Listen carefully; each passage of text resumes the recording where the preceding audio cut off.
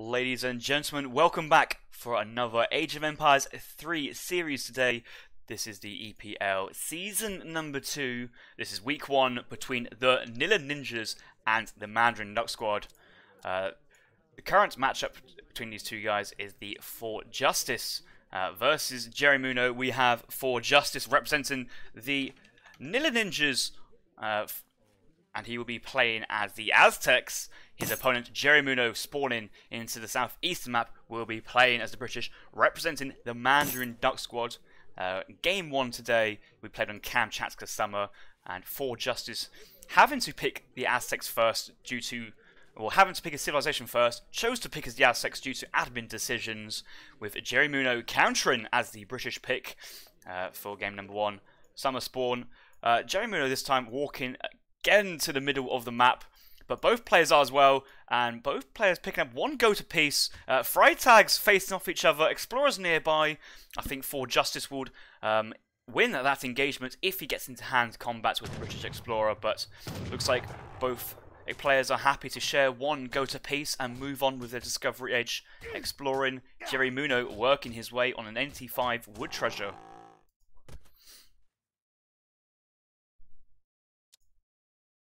$85 would come in for Jerimuno. Let's see what Forjustice is up to. Moving along left hand side, coming across 40 wood, other treasures nearby, 45 coin, 30 coin down to the south, and it looks like Jerimuno is going to wrap around and scout his southern sides of the map, and this is where he will find these extra resources which he may want to push on as the game progresses and he has to push out of his own base.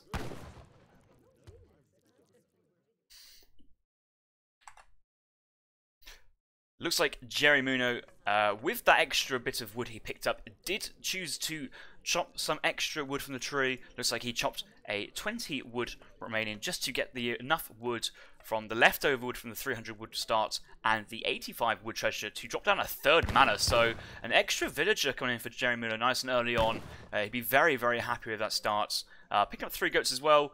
Needs to keep him close though to his Explorer. Freitag is nearby for the Aztec player, and Freitag does have the ability to convert these goats to the Aztec Civ in the line of sight, but Jerry keeping these goats nice and tight to his Explorer, playing it safe. This is a tournament game, you don't want to risk it too much. He's going to try and kite these macaques, and I think he's just going to pray that no Aztec war chief is going to swoop in on these goats, but all 5 of these goats, or 4 here and another 5th in base, getting home safely. 45 wood for Jerimuno. Age up in time, clicked in straight away. Possibly a tiny bit of idle, but let's be clicked in at a very good time. Clicking in about 2 minutes and 38 seconds. Most of it was going straight onto the woods. No early trading post coming down for Jerimuno. I'm not expecting to see an early Virginia company coming in, and I don't think he has that second shipment ready to go as it is, but we'll be looking to drop down some manor houses in transition, and especially pushing villagers forward to try and corral these extra hunts in outside the base. One vill here, another vill here. Vill to the north dropping down the market, but we'll be herding this caribou hunt back in as well, just to make sure that the British player has access to hunts and map has well, can stay in his base really. What we're expecting from the Aztecs player, aging up as well, and let's see what he's aging up with. So it looks like the Aztec player has aged up with the messenger civilization, and that means if he wants to drop a war hut, he needs to push a villager forward, maybe a couple to drop a war hut down. This villager looks like he's on hunting duties or herding, trying to herd back this caribou hunt, but actually no real war huts being pushed forward across the map from the Aztec player. The Aztec player is already up, but has lots of villagers on the fire pit already. Looks to be going for a warrior priest boom early on, and it will have to be up for Jerimuno to scout it. You can see he's busy just patrolling the centre, trying to find any forward villas and war huts, but maybe slightly confused to see that there are none, and might be slightly late in scouting what Forjustice is up to.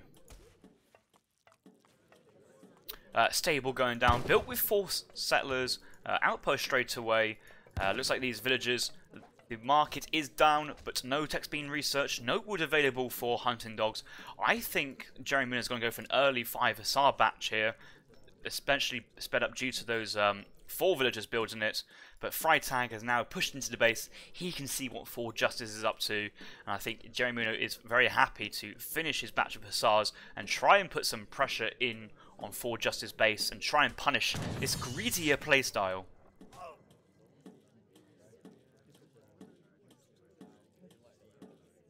Let's have a quick look at Forjustice's deck. Let's see if there's any clues here. War Chief Combat, standard Age 2 deck as well. No fencing school cards. Some players like to send if they're doing a Warrior Priest Dance. Smoking Mirrors in the 3rd Age. Lots of Temple support and 3 cards in the 4th, but I'm going to have to say it looks to be a very standard deck here for the Aztec player. I'm sure we're going to have standard business as usual stuff from the British as well. 2 mill cards, Royal Mints as well, so playing slightly longer. I'm not a fan of the Royal Mints in this situation, but let's see if it pans out. 4 Hussars moving into the Aztec player's base. Going to pick up 1 Vil possibly, try and get it in, and 1 Vil does get down. Warriors being spawned from the fire pit, so an infinite stream of these Minutemen style units, which when you have so many Warrior Priests down dancing, that's such a nice thing to have. These Warriors spawn so fast, and these Hussars have been pushed away very quickly. We'll pick up the Aztec Explorer, but with the amount of villagers dancing on the fire pit, could be very easy to revive.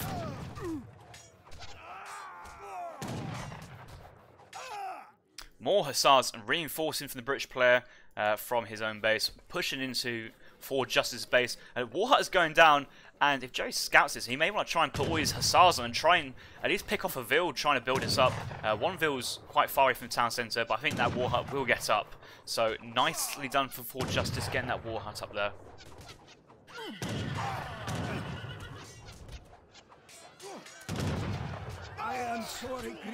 Right, Jerimuno trying to engage with these Warrior Priests. Even if he picks up 1 Warrior Priest, it looks like Forjustice can easily replenish these, but lost a couple of Hussars dealing with the revived Aztec Explorer from the fire pit, with Warriors poking these guys down.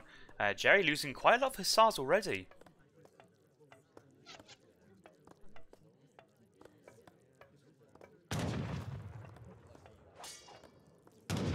It looks like quite a lot of these Warrior Priests were gathered up in the town centre to provide extra town centre fire there, but getting back onto the fire pit. Quite a lot of these Hussars low HP. I think these guys will be spawning these Warriors to help fight again, but actually with so much HP, 360, these guys can just try and poke, and Jerry's just doing his best control just to try and delay this Warrior Priest boom as long as possible and disrupt what Forjustice has got going. And we'll pick up another villager for his trouble. So 2 Vils going down for Forjustice in exchange for lots of idle time, lots of eco disruption, forcing a Warhut down, but does pay for it with 7 Hussars and a more aggressive strategy instead of going for a full mana boom behind this.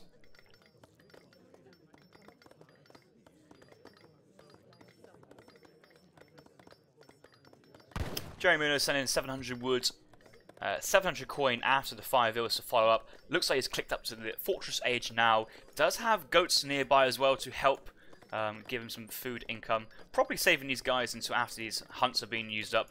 You know, he does have steel traps already researched, so just save the goats until they get super fattened. However, they're already at 150 out of 300. It's not like it's a terrible time to get an extra bit of food income while you're transitioning to the 3rd Age. That way, when you get up to the 3rd Age, you should be able to get a good batch of Hussars or Dragoons.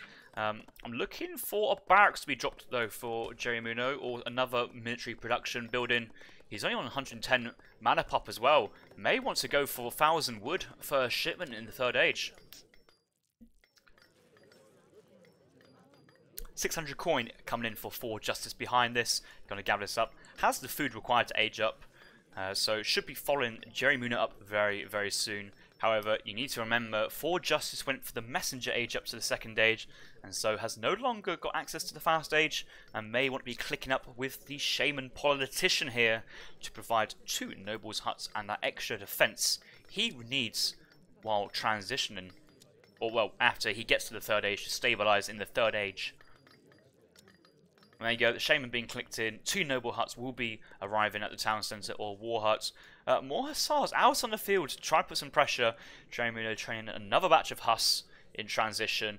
And lots of these villagers are quite exposed, and the only military population for Forjustice at the moment is the warrior priest. There's no Pumas, and another Ville getting picked off. All these villagers going back to the town centre.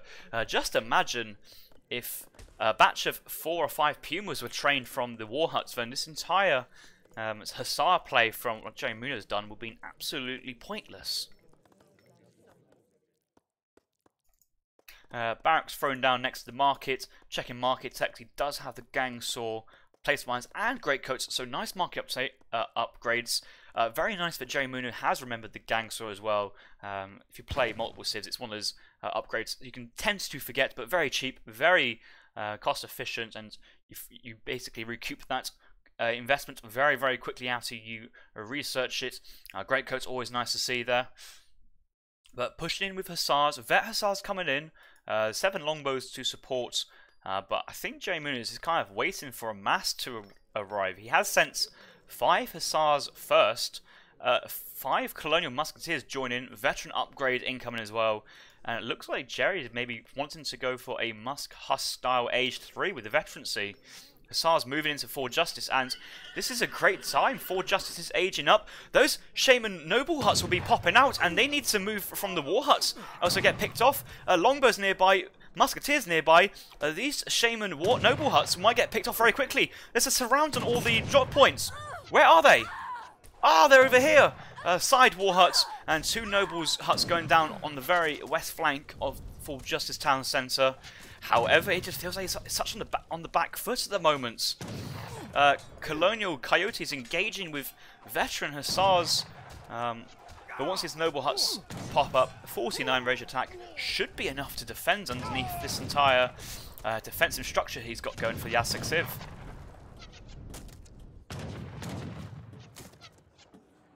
I am sorely grieved. I may not steer. Reinforcing Hussars, Vet Masks, 2 Falconets being shipped as well. That's like a while to get back in, but there's so many Hussars out in the field providing this annoyance for Forjustice. He's actually had to turn around and fight with his warrior priests to try and fend off his Hussars. Lots of elite Coyotes as well getting involved, but warrior priests fighting. There's nobody dancing for the war dance. Now villagers dancing instead of these warrior priests, and actually these warrior priests so tanky, just enough amount of HP and covering fire for this Hussar mass to fall over, and all the Musketeers gone down as well due to the noble huts. These Musketeers are engaging with this building but getting picked off for free.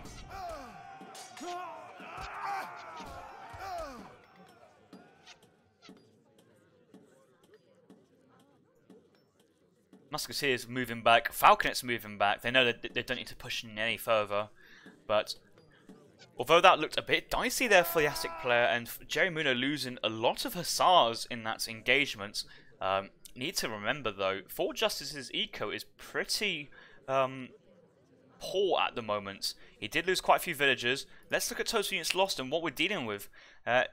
10 villagers going down in total for Forjustice, so 4 during the raids, 6 in that engagement, but Jerry having to sacrifice 26 Hussars to get the damage done. But a big raid south side from these Coyote runners, and there's no outpost nearby. This could be actually like a GG moment.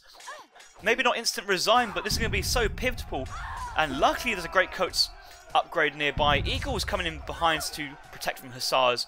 Jerry's pushing Forjustice's base. He's basically he needs to get something done here while trying to protect his eco, because lots of vills going down here, 8 vills going down, and more vills out on the map having to run away.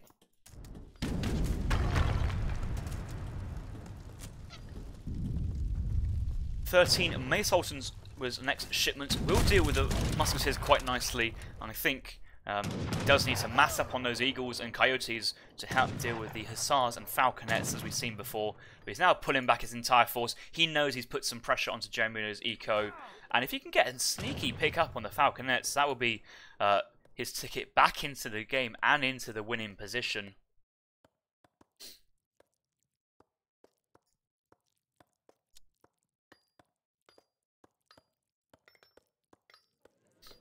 Two Eagles in queue. Let's have a quick check how many warrior priests are remaining.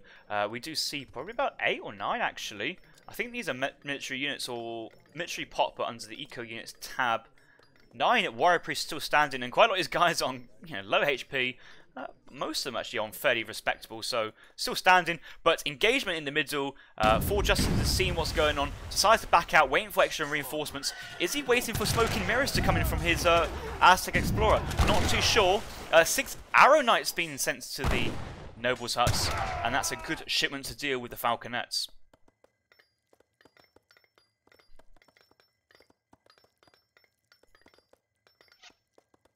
These guys have a nice long 30 range versus Falconets. Well, versus buildings and ships, I think it's only range attack of 28 versus artillery, so only 2 extra range in the Falconet. So the Falconet could close up the distance a little bit to try and get the volley onto these Arrow Knights, but Arrow Knights only 150 HP.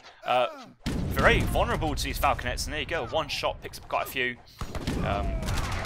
Arrow Knights committing to 1 Falconet, but now that the British Army is underneath these 3 buildings and this massive Aztec warriors, units are quite strong per unit, but underneath these buildings, I think the Musketeers is going to all fall over here. And an Eagle Bash from the Nobles' huts on top of the Falconet. This Falconet's going down, this mass from Jerry's going down, and he's going to have to rely on that better eco, but I think he's lost that momentum with the 5 Hussars to Falconets. Cavalry combat comes in with no cavalry on the field, so to say. But we do have reinforcing batches of Hussars and Dragoons. Forjustice, though, can go for Eagles to counter both of those units.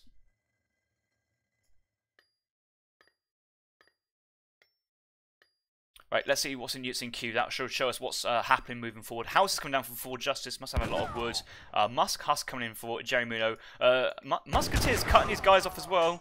10 longbows being shipped. Smoking mirrors in for the Aztec Explorer. Full HP. Should go into the Musketeers and get a big volley on these guys. Or he's going to go for the Dragoons. The swashbuckler attack should happen. Or is that the age up tech? I think that's the age up tech, so just a faster, higher HP Aztec Explorer for the time being. And Forjustice is losing that momentum. He's just losing lots of units in the middle. More longbows reinforcing, Hussars reinforcing. And it feels that Forjustice just pushed out the base set and it's fallen flat on his face.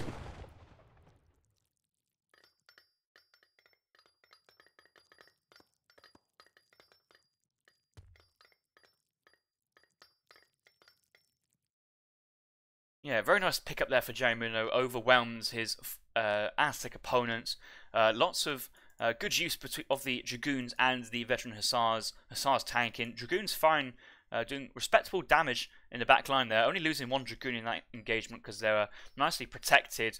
But the Vet Musketeers as well, I think that's the star unit so far from the British Army. Has just been enough stopping power to kind of halt the Aztec Army, deal good damage at close range, but then let the Hussars cut through units like Mace Holtons as well. So nice composition advantage for Jerimuno, and he's just mixing in longbows, he's mixing in Musketeers, Hussars, Dragoons. These guys are still colonial, but I don't mind that. I don't mind having one of your units still colonial, send in 10 longbows to mass when you do have much more Musketeers upgraded, Hussars upgraded with the Cav combat as well, and you're just on the map now. Scaring away the Aztec from any raiding pressure, and these villagers are just happily gathering on his hunts in the middle, down to the side, coin mining operations. Jerry still has more mana to build if he wants to, currently sitting at 60 mil pop, a villager pop. I think Jerimuno is in a good position as we move towards the end of this game though. Nobles Huts goes down. I would like Jerry to actually go to the town centre and put pressure on that fire hut, on the fire pit, shall I say. That was where he pushed in last time and caused significant eco disruption for the Aztec player. But currently fighting underneath War Hut and Nobles Hut. Temple support, Elite Coyotes. Tempo provides an extra attack boost, I believe. Eagles spawn in left side from the Nobles Hut, however, trading very poorly versus Longbows, Musketeers. All the Coyotes picked off due to the Hussars and Musketeers here. And I think Forjustice is going to resign, and GG has been called.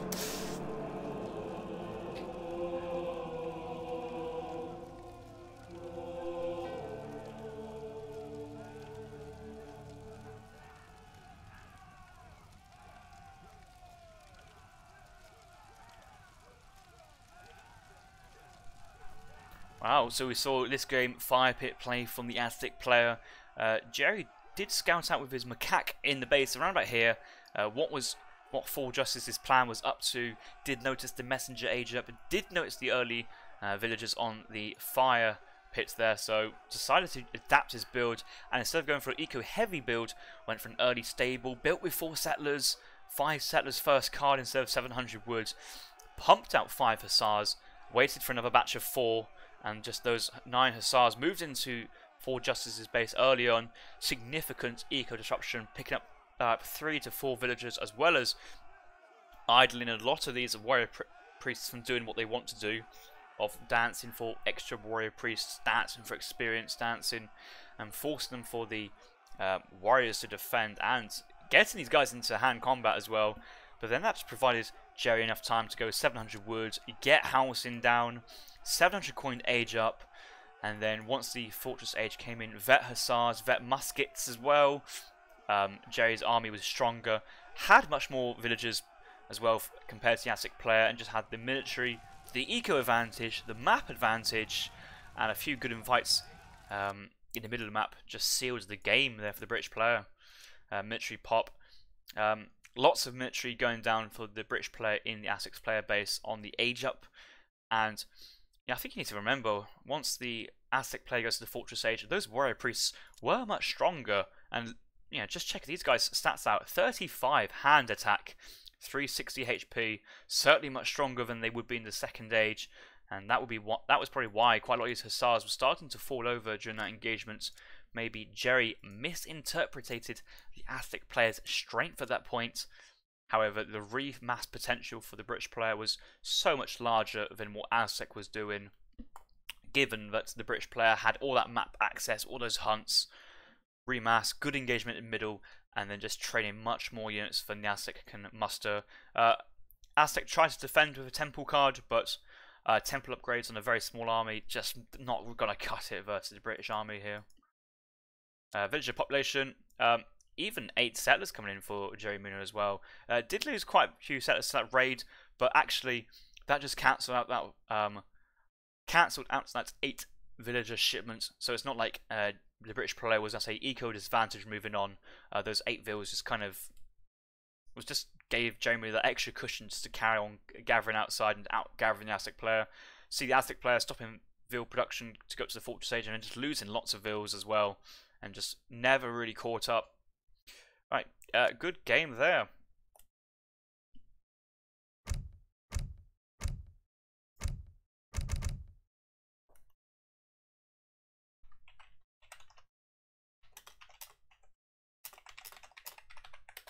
Right, it's going to be Forjustice to pick for the Nilla Ninjas.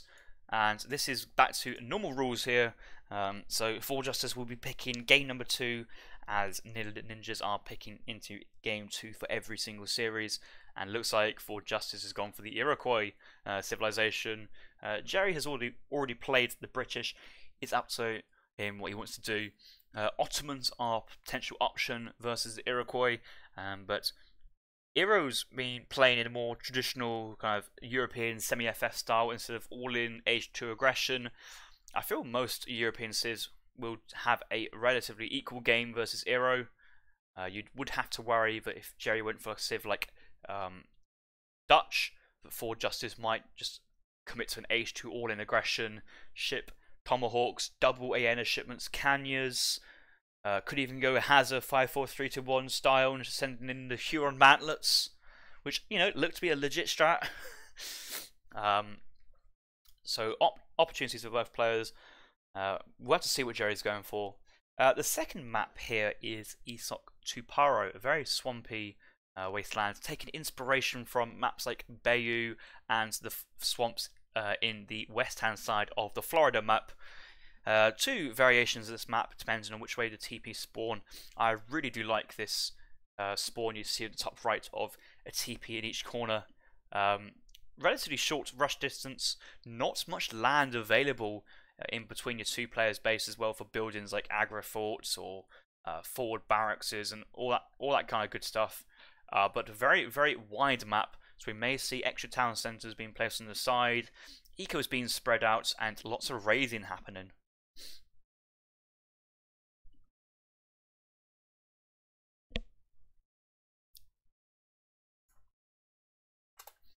Right, Forjustice is ready. I'm ready. Jerimuno has clicked the French civilization into Forjustice's hero here. These two civs play very, very similar, but it will depend. I think the French player will kind of have to react to what the hero is doing. If the French player just does bot stuff, I think hero can muster out that unit competition in Age 3 or early Age 2 to deal with what the French wants to do. So I think it's hero will be dictating and the French to react.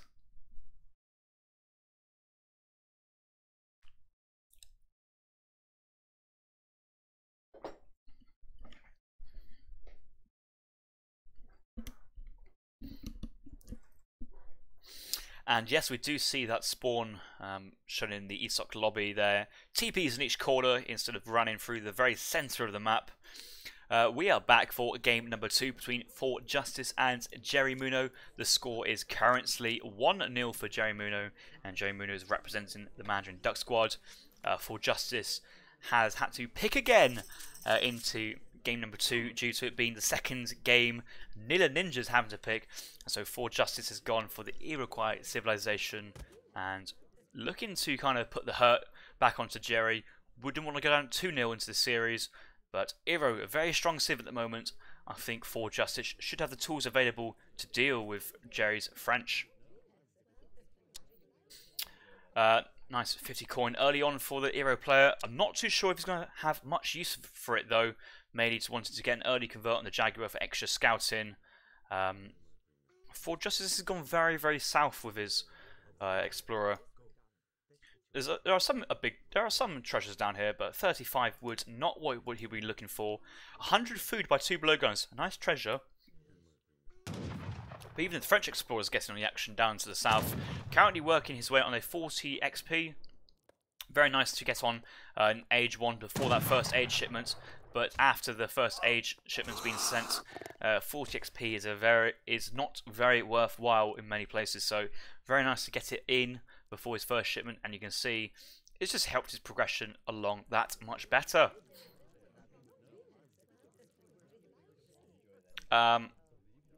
Ooh. Time out, guys. Oh, he's going for wood. I'm about to say, he's just dropped down a training post with all that wood he started. It looked like it was a 200 wood start. However, he didn't have wood gatherers in his base, which signified the possibility of a 12-10 age up from the French player. However, he's frantically putting villagers onto the trees now to gather the wood for the house to put it down to Caronville production. And he's even had to queue in those CDBs on 9 out of 10. That 9th CDB may pop out very soon and house Jerimuno, but it looks like Jerry's gone full on overkill onto the chopping woods and house. 9th CDB does come out and looks like he'll be idled for about 5 seconds. It's not the greatest thing there. 90 coin for the French player, and where's the Aero Scout? The Aero Scout has moved really far across the map. He was moving down, but decided to bail out the south side, go onto the north side, see what he can find. 2 Jaguars guarding 100 food as well. Nice treasure. I feel that Forjustice might want to pick that up. However, already aging up. Blimey, look at this. Very, very quick age up with the Messenger Politician. Another Travois will be popping out for the Aero Civ. Put in a War Hut, I assume, forward. And maybe Forjustice is going to be playing aggressive. And hang on a minute. 9 out of 16 population. No shipment sent in for Forjustice here. He's going aggressive. He's going all in.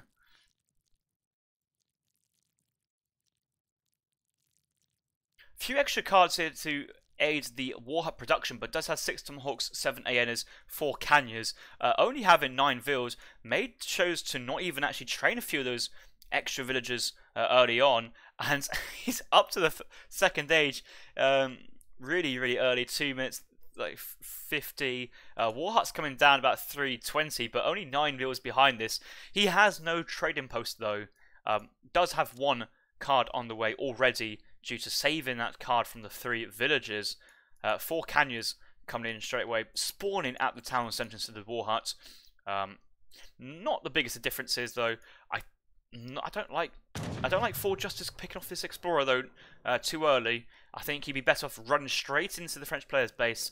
French player is aged currently and won't have much time to react, and I think he has to send a Vill very wide, both sides to drop down the stable. Look at 4 Canyons in Jerry's base. He's halfway up.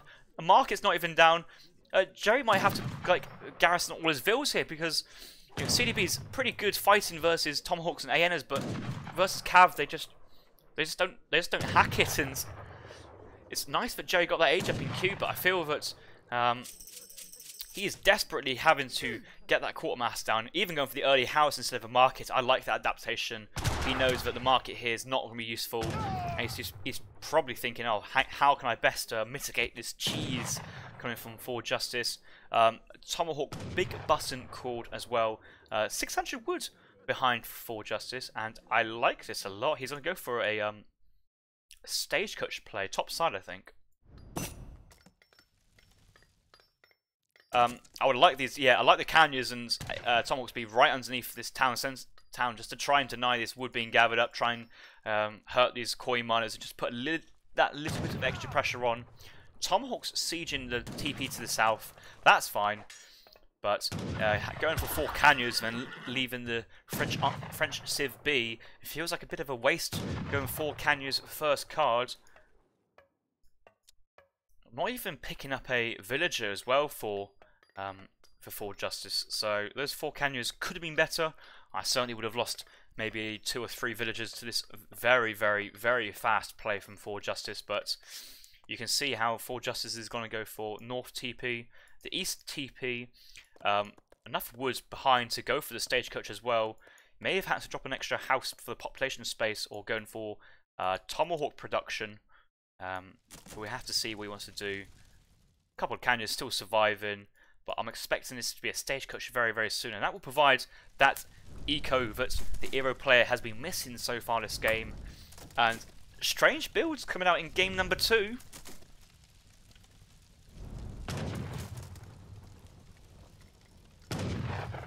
Right, 5 Musks approaching these train posts. Forjustice is going to commit to this train post and have to back out here. He may be thinking of taking on that Explorer, but now there's 5 Musks here as well. He's just going to leave. There's no point engaging versus European Musketeers. And actually, it looks like these Musketeers outclassed the Tomahawks quite significantly. But the Tomahawks are much better in anti-cav duties that they do. 14 versus times 3 versus the Musketeers 13 times by 3.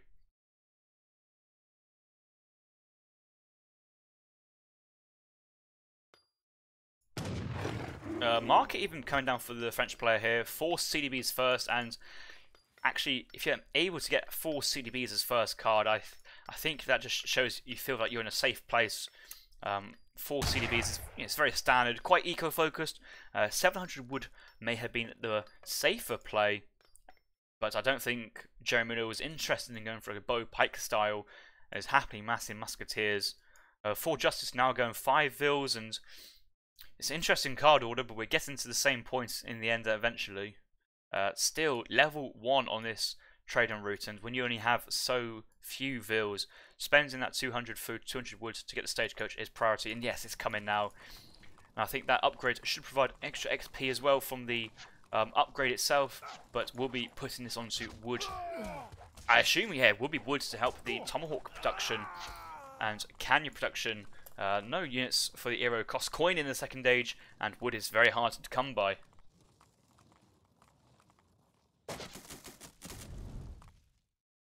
Six Tomahawks being shipped. A has been trained. Canyon is still alive. I think Forjustice is going to right-click this army here. He needs to defend his training post at all costs. This is where his eco lies, and Jerimuno is pushing out of his base at this point. I think Jerimuno should be able to pick this trading post off, but I think Forjustice, look at this, he's moving his army in between the 2 bases just to try and cut off the retreats, and you see how Jerimuno is trying to remove back, but 4 Hussars nearby scaring Forjustice away, as well as the potential for Minutemen and additional reinforcements.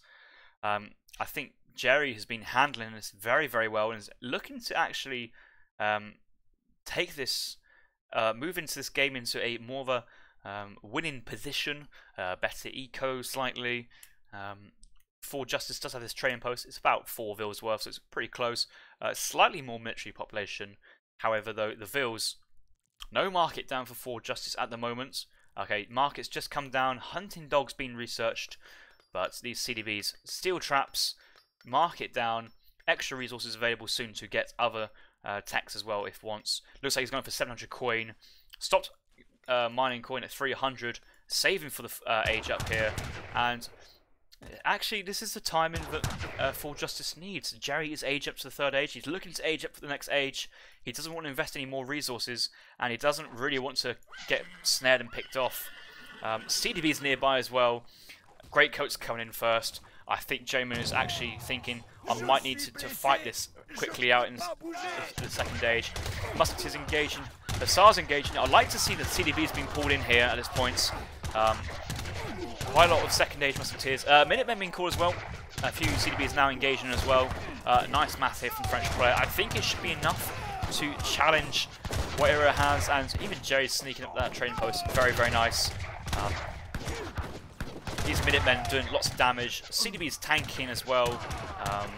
Tomahawk's doing range damage, so not even very effective versus the CDBs. But backing off now, Jerry is about to click up, and he's about to click up still. He's committing to that 3rd age play. And what did he lose? How many vills did he lose there? He lost 3. That's not too bad. Losing 3 vills, buying time with the trading post, but getting up to the 3rd age shouldn't be too bad. It does have 1 shipment in queue. And versus 4 Justices, unupgraded colonial army. Fortress units should do very well. And in this situation, I think Jerimuno will go Falconets first.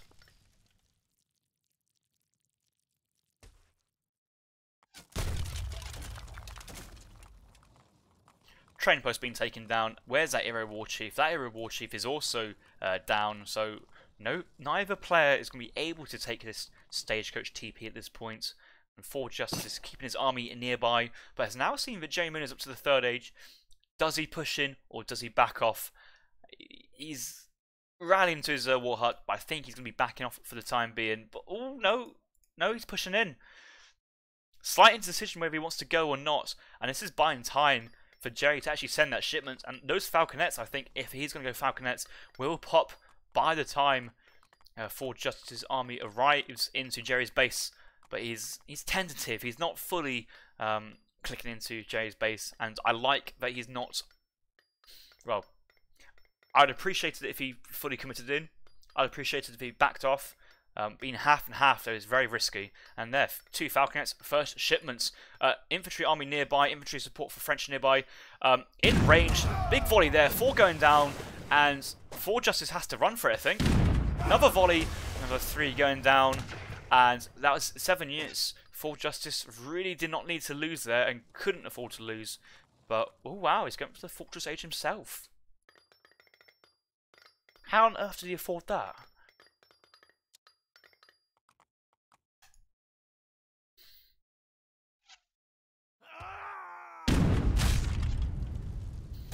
Falconets now engaging the Forward War Hut for Forjustice. However, Forjustice aging up to the 3rd age should be able to drop down a War Hut himself from that age up Travois, but might want to actually drop down a stable as well. Can only build 1 building from that Travois, and now that War Hut's going down, by the time Forjustice gets to the 3rd age and that War Hut goes down and gets built, it will take him a while.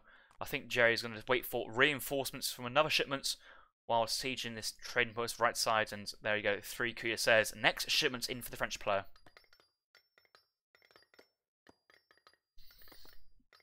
Comet K calling the Vet Musk ship Falconets, 3 cuirassiers, and we do see the veteran musketeers for the Jerimuno. So cuirassier, veteran musketeer, Falconets is a unit combination we do commonly see for the French Civ. The other combination would be skirmishers and dragoons, but as you can see, no skirmishers being trained from the French player just yet. Ooh, cuirassiers raiding left side, but getting zoned off by the Era army. Not losing much HP on these beastie boys here. The cuirassiers, 500 HP. However, very good for him to not engage this Era army. However tempting it is, you're going to have a bad day if you do that. And it's just buying time for, and given the green light for Jerry to push topside. He knows Forjustice's army is to the south, so he's just going to push on the north.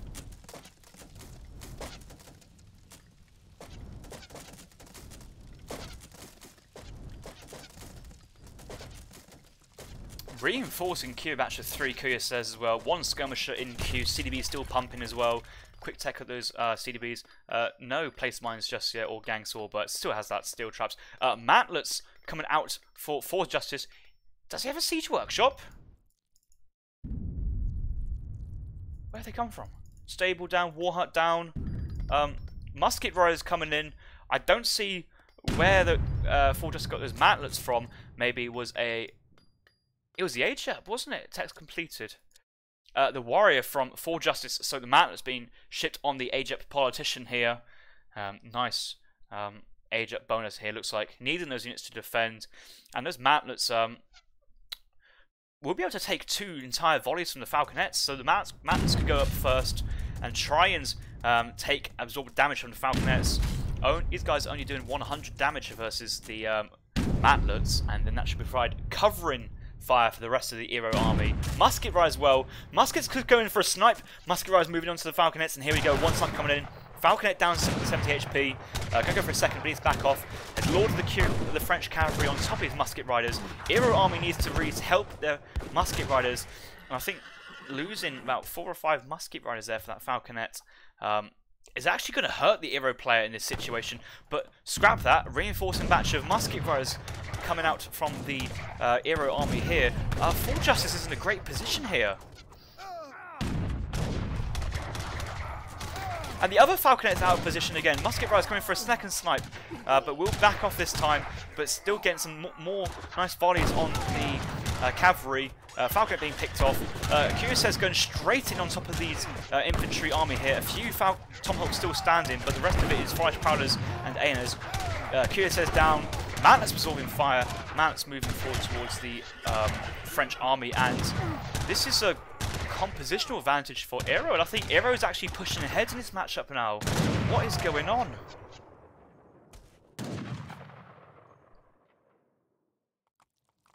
CDB is pushing out right side for extra coin. Does have TP under his control. 8 skirmishers reinforcing from the French player. Joining up with the army now. Forjustice needs... Well, he has a market, doesn't he? So he can just sell the resources for the 5 cuirassiers. Just imagine if 5 cuirassiers popped out from this war hut at this moment in time. It's very cheap to actually sell your food for coin at the market, especially if you've got the hunting dogs as well. I think the cuirassiers would be a very, very nice shipment.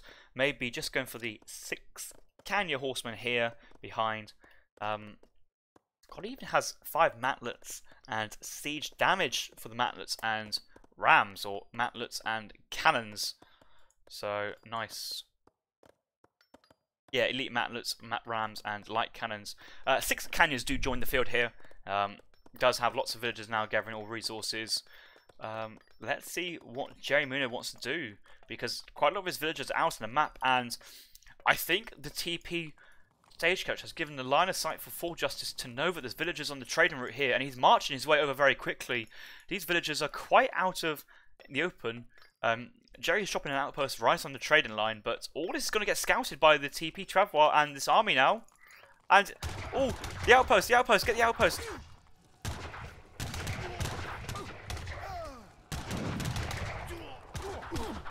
3 CB going down to that raid, nice raid, but looks like the French player is pushing in on the war huts and the stable. Forjustice is so far from his military production buildings. Dragoon's going straight in here, charging very, very far. At the moment, Forjustice be happy with this pickup here. Does have Kanya's muskets as well to fend off any cuirassiers, and his forest prowess will be trading very well versus skirmishers with these mantlets to tank. Right, looks like Forjustice wants to really engage this as well. He's trained even more Kanyas. Elite Kanyas has been researched. Mantlet's still on the field tanking. And look at all this HP this Mantlet's taken. 50 range resist as well. A very nice unit to have in top of your ranged infantry. And I think Forjustice is waiting for something. He could have committed then, but I think he's waiting for another power shipment. 8 forest power has been shipped for Forjustice. And no shipment just on the way behind this. But 8 forest powers, very, very nice. He does have infantry combat. He may actually want to wait for that one to come in before this big engagement. Whereas Jerry's gone 2 Falcons, 3 cuirassiers, 8 skirmishers, and 5 dragoons. No cav combat just yet.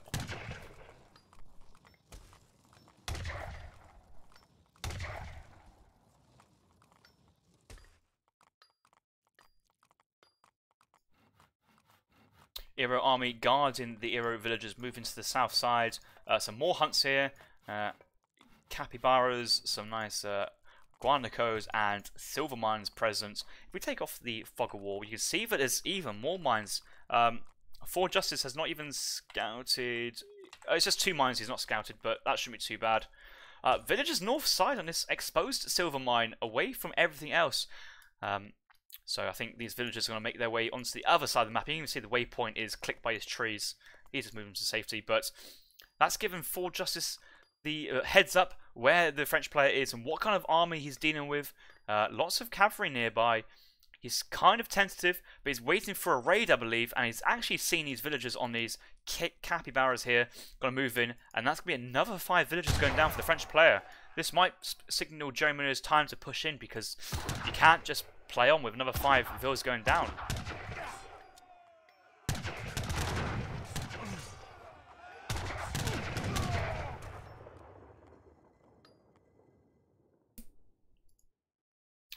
Dragoons right-clicking over to where the eco is. Actually, I think it's going to be a big engagement here. I don't see a fire pit down for the Eero player, lots of wall, but looks like it's just going to be Forest Prowlers engaging Dragoons. 3 Dragoons going down already. Skirmishers now in, but actually these Forest Prowlers are so strong at the moment. So just 20 attack, 30 range resist, a little bit less HP, but that attack strength. Cannon's going straight in onto the Skirmishers. Musket Riders on top of the Dragoons. I think Forjustice has got the Eero War Chief buffing. He does have that crackshot ability, and he does have the military population lead advantage. And more Skirmishers coming in behind, but he's starting to run low on that Dragoon count to deal with the Canyers.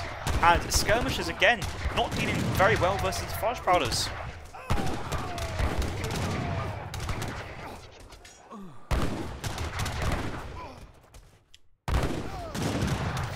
Forjustice has a shipment available. He can sell a bit of that food for coin for Renegade French. Could go infantry combat here. He does have lots of Forest Prowlers. The 5 batch joining the engagement as well. Forest Prowlers trading very, very well with the Skirmishers. But equal populations now. Another reinforcing batch of units. 5 Dragoons from the French player. That looked to be a big engagement. It was, but both armies relatively trading off. Military populations somewhat equal after that. However, lots of Dragoons for Jerimuno, but not the units he needs to deal with these elite Forest Prowlers. And infantry combat feels like it's the next card to be shipped from Forjustice. He's gone through the Canyers, Musket Riders, not looking to go for any other upgrade card just yet. There's even extensive fortifications number 2. I've never seen this card before.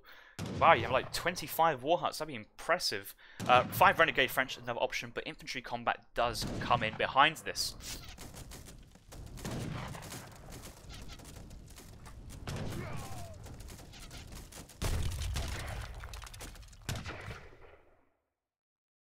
One CDB being left behind from that outpost.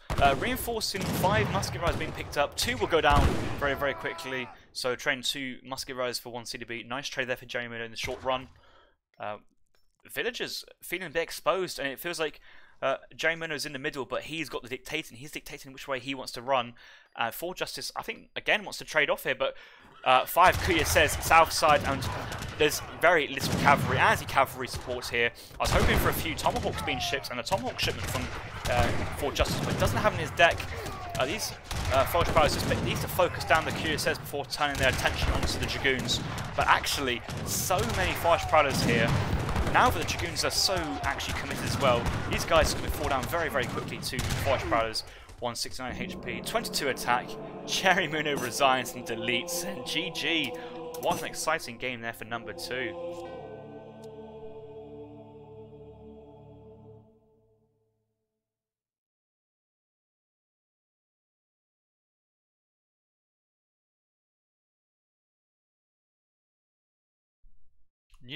New Eero strat meta confirmed. Skip your 3 vills and go 4 Canyers first on the messenger age up and put pressure in Jerimuno. We had Canyers in the French player's base even before the French player had aged up, and that just seems to be so strong, especially on the lower ladder.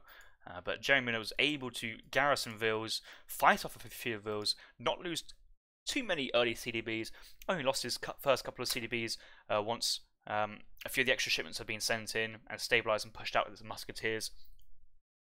Fights topside for the trading post line, and this is what the Heroes' economy was essentially based off of. After going 4 cannons, sending 600 woods to help get the stagecoach control, and 2 TBs for a while, providing XP. Stagecoach helped the eco behind of it, but Jerry did manage to fight for the control of one of them, and then went for a relatively even game early in the Fortress Age. But it always felt slightly ahead for Forjustice due to the Heroes' army strength, what they have. And then starting to mass so many Fast Prowlers and then going 8 Fast Prowlers. They have the infantry combat very strong and they could just stand against the French army. We even saw mantlets. Mantlets did a lot of work, I think. They even more mantlets being trained from the War Hut. But I think these were shipped as a 5 mantlet shipments. Yeah, 5 mantlets coming in just there. See, villager count aging up here, 9 vills. Not necessarily skipping a vill, but not shipping 3 vills. Carrying on, 5 vills in behind to actually come back to a relatively normal eco.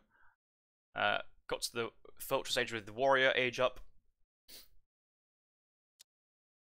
Military population, early military population lead, but managed to keep those tomahawks and canyons alive for quite a while to keep the French player pressured and forcing the French player to go for military. Jerimuno did squeeze up an age to 3rd age, and I feel that if Jerimuno actually played that in the 2nd age at that point, I think the French player could have cleaned up. Jerimuno had 22,000 resources in the bank when he was being pushed on the right side, and actually nearly won the fight with just his musketeers and villagers. Just imagine another 10 hussars at that point. Big fight for Forjustice underneath those war huts left side. Mantlets tanking. Musket riders picking off those falconets before they could really do too much damage. So very, very nice for Forjustice. And that was where I think the 6 Canyons came out as well. Or they came out certainly later. Big fight outside the French player's base, and then just Forjustice having so strong units and skirmishers. Dealt with the cuirassiers, and then the dragoons fell over. Really exciting game that was. Alright, GG. Let's move on to the 3rd one.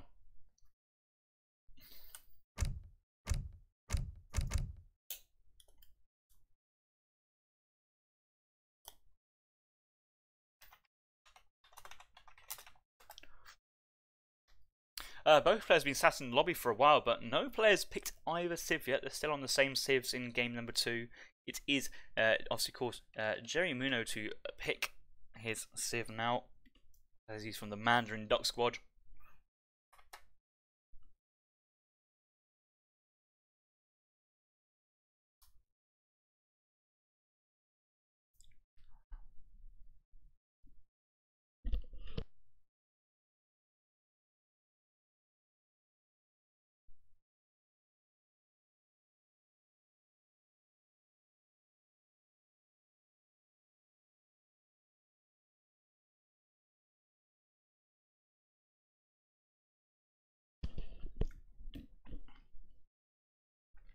Jerimuno is having a big right back. To be a good opportunity to update most people on some current situations. We're having a player change. Hazza is unable to continue in this tournament and has been substituted with TOS, another strong player from the UK. So TOS has replaced Hazza in the SKGs, and looking forward to be casting some of his games moving on into the tournaments. And the SKG comeback is real, hoping to. They are certainly a team hoping for a strong week number 2. I think they lost that first week versus this QSA management company. Please don't quote me on that one. Let me try and find. No, CMC's played New World Challengers. Yes, SKG lost to the Bigs. 16-9, I believe, in the end. So SKG looking to bounce back in the weeks coming on. But that's the benefit of a weekly league tournament here, is that if you have a rough week in the first week, you still have another 5 to play for, or another 4 round robin weeks to kind of catch up on, and we'll see some plenty more exciting games with the SKGs being led at the helm by TOS and their manager. Oh, who is their manager? Let's go. their manager, Prince of Kabul, of course, one of the Somali kings. Prince of Kabul and Sompu Konku leads in the SKGs, but now has TLS to help and Amigo as their understudies. Frontier, Keister and Fard round out their team. So, on paper, a very strong team. Tough week 1, but I'm sure they'll bounce back.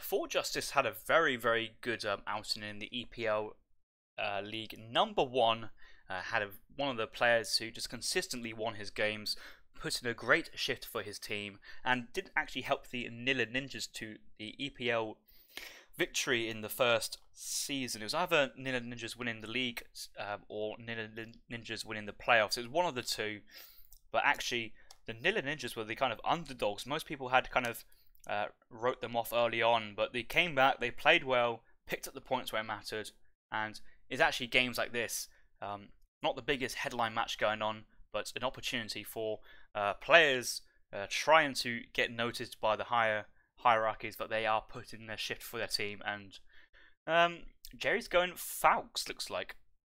ESO is down, by the way, so I guess we just sit tight and wait for it to come back up.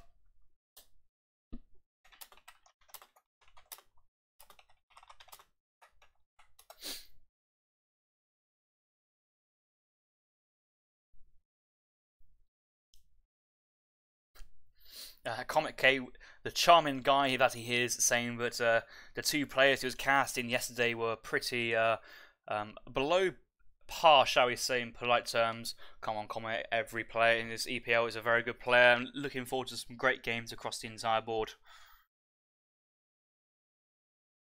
Diaruga telling Comet to sit back down. King Onage, the best player in the slot 3 in the EPL by far, so I think Diaruga's very happy for King Onage. Which team is King Onage representing? King Onage II is representing the New World Challengers, and that is the team led by Wiki Cossack, but has Diaruga, Soldier, and King Onage as their top 3. Stanley Winston and Izad as well. And New World Challengers, led by their mastermind Wiki Cossack, has picked out a very strong roster, but going 15-10 versus the QSR Management Company. That's including a 5-0 win from Kaiser Klein for the CMCs. If you don't include Kaiser's win, if you don't include Kaiser Klein's victory over Diaruga, it was a 15-5 win for the New World Challengers between Soldier, King Onage, Izad, and Stanley Winston. So very good week, very good win there. Are we ready to go yet? Is ESO still up?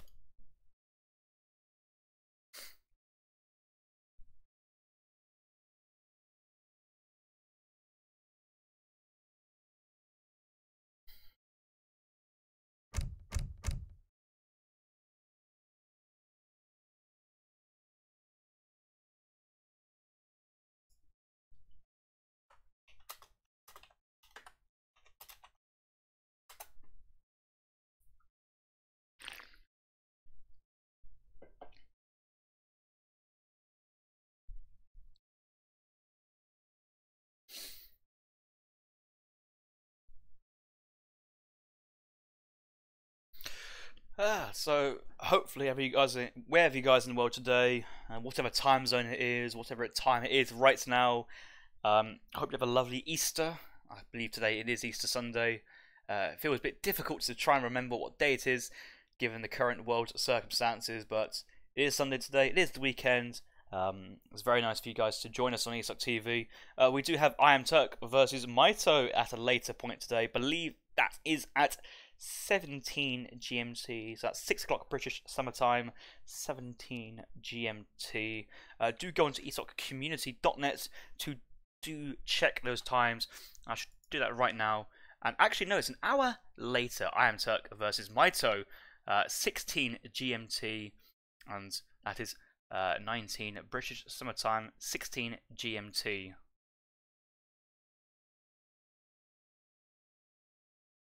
or did they move it to 17 GMT? I will ask what time Maito's playing just to confirm.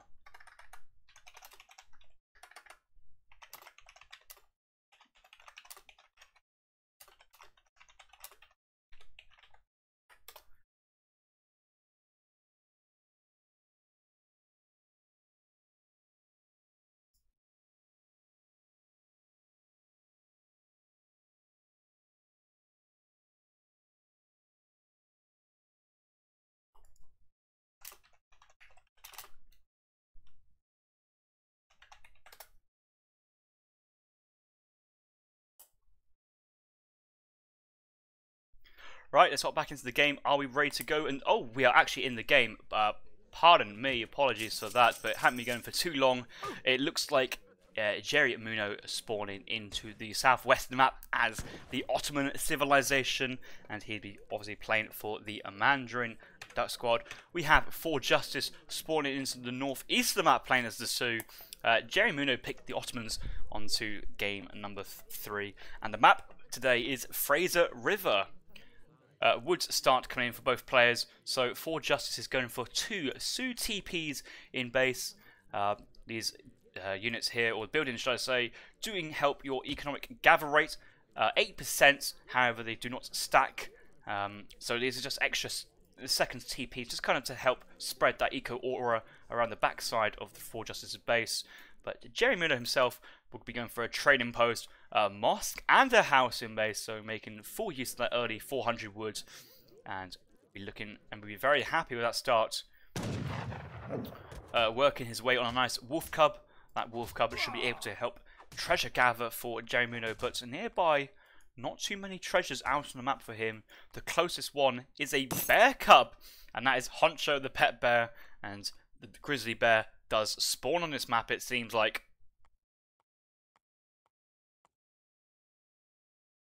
110 coin on the far west of the map, and on across the river 20 coin, but really low amount of treasures this game. I would like to have seen a few more treasures. Maybe it's just one of the random spawns, but that wolf cub is just basically now a scouting unit instead of a treasure gatherer, because there's not really much work for this wolf to do. I think Jerimuno is going to move back towards this 40 wood treasure which he had scouted from his starting line of sight. Oh no, he hasn't even scouted it yet, so he's just going to come across it and go, oh lovely, thank you very much, let me crack shot that, pick up 40 wood and move on.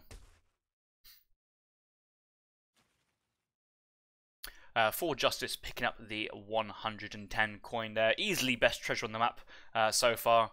20 coin as well on the floor nearby. We did see 30 on the other side as well, so or just another 20 coin. All this coin will help the Sioux once it gets to the second stage for Axe Rider or Bow Rider protection. And that just essentially means that you can spend less time mining coin and spend more time hunting for food, more units, and you get a bigger mass out early on. Jerimuno is now going to the second age, and Jerimuno is advancing with the Governor age up instead of the Quartermaster. Now, most times you see Ottoman being played, they age up with the Quartermaster. 400 wood being sent to your town centre, and that can help with trading posts, that can help with barracks, that can help with housing as well. But that wood, very, very valuable. But this time, Jerry is aging up with a tower and 200 coin, and it looks like with a bit of coin being gathered up to the 100 mark, Jerimuno is going to go for a naked fast fortress to the fast age to the third age. Forjustice going for the chief. 400 wood age up politician, chopping wood in transition here. Looks like they will be going for TPs in transition. Forjustice's explorer on the north side of the map going for 1 trading post. I'm sure Forjustice will be looking to go for a second trading post, as well as a stable on age up with that 400 wood on the floor. Maito versus I Am Turk will be starting at 17 GMT, 16 British summertime, no, 18 British summertime, 17 GMT, and that is in about 3 hours time, or 2 hours 40 minutes. So that will happen relatively soon after this series between Jerimuno and Forjustice has finished, and that is certainly the highlight of the day. But this matchup between Jerry and Forjustice is equally entertaining, especially after game number 2.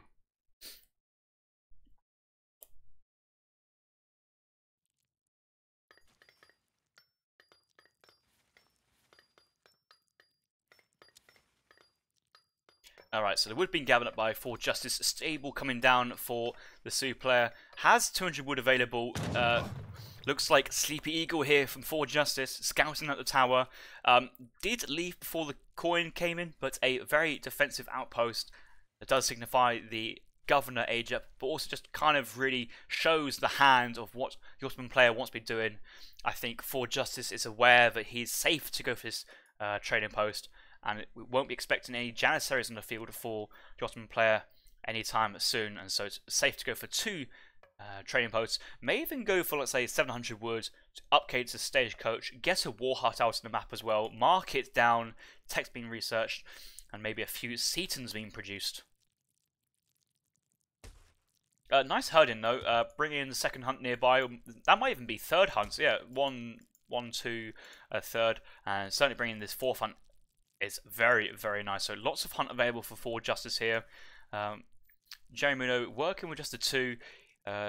Looks like a third hunt on the starting down here. Hasn't been worked on just yet, but I think Jerimuno will be having some sort of early military pressure on the some early military presence in the third age, and should be able to push out and capture an extra hunt for himself relatively easily.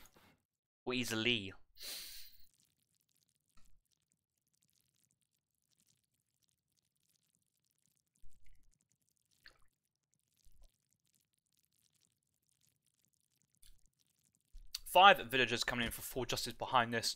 However, we do note the stable is down. No axe riders being trained, no bow riders being trained. Forjustice having 1200 food, 400 coin. He's waiting for that coin shipment to come in. That should come in any second now, hopefully. Yes, there's a coin. I'm expecting at least 5 villagers to gather this, and we actually even do see 5, 6 villagers going for his 7th. He really wants to get 5 on the big crate, 1 and then 1 on each of the small crates for the fastest gathering up, and that's a very efficient crate gathering there from Forjustice, and has that age up in queue ASAP. What's he going to go up with?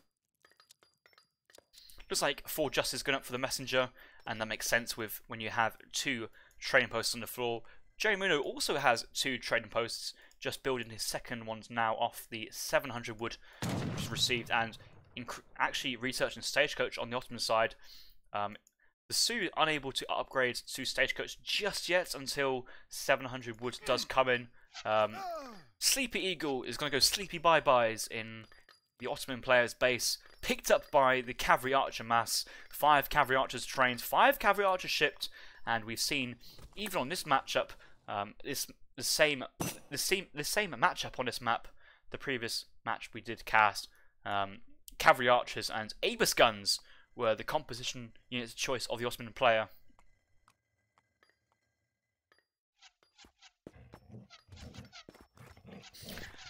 B-Winner suggesting you go rifle riders here in this situation. However, you probably need to go bow riders. Rifle riders are not very good versus cavalry archers, and will get eaten to shreds by these very fast firing anti-cavalry units. Rifle riders, they are anti-heavy cavalry units, shall we say. They're also anti-heavy infantry, but in a Dragoon versus Dragoon style combat, they're not the greatest, and that's where you rely on the bow riders. Wakina's out in the field, 4 bow riders snaring right side, 5 bow riders cutting off the retreat left side, 9 Wakina's doing damage. This is actually a really good engagement, but just imagine if Forjustice had his Explorer to snare, or maybe had a few of these bow riders into hand combat snaring these cavalry archers. I think Forjustice there could have picked up 3 or 4 units, and could have really put himself into a good position. But Jerimuno was able to retreat from this tight engagement here from Forjustice, and is actually going for a second town centre on the 1000 wood.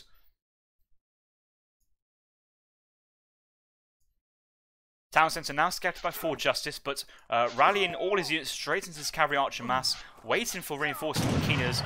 But I think there's just too many veteran cavalry archers here for the Sioux player to deal with, and it's just elite bow riders now down to 6 versus how many cavalry archers are here coming for Jerimuno? There's still 11 cav archers on the field, 7 Wakinas, 3 bow riders, being fended away by 10 cavalry archers.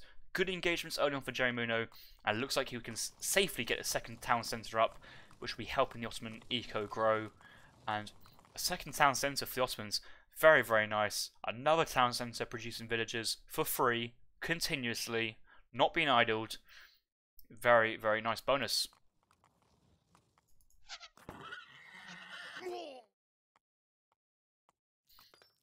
The War Chief was picked up by the Cougar, and the War Chief is now making his way back towards the rest of the army.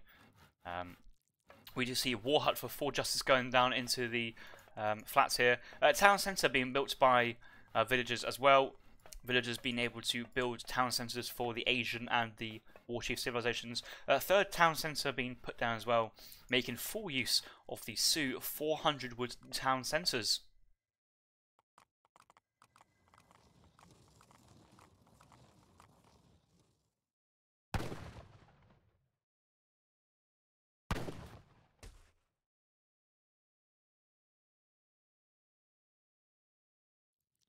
Five Abus guns being shipped by Jerimuno. Do we have an artillery foundry down and Abus induction? I do not believe. Okay, we do have the artillery foundry, but only 4 cavalry archers in queue. Looks like he's cancelled 2 of those cavalry archers just to get Abus in queue much quicker. Cavalry archers going for a raid into the base. We have Kilo Krites donating $10. Thank you for the comment there, mate. Really appreciated.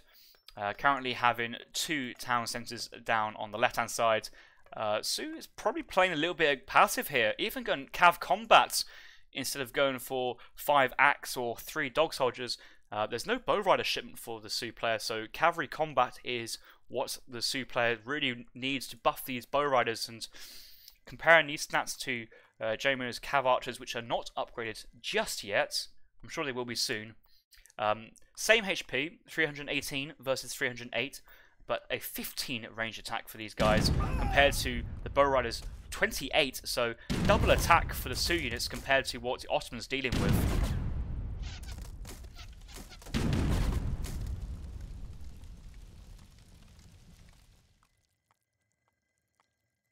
Cav Combat now in play for the Ottoman Civ, and we now see the HP increase to 357 and the range attack increased to 17, so they can trade much nicer versus these Bow Riders with the Cav Combat as well.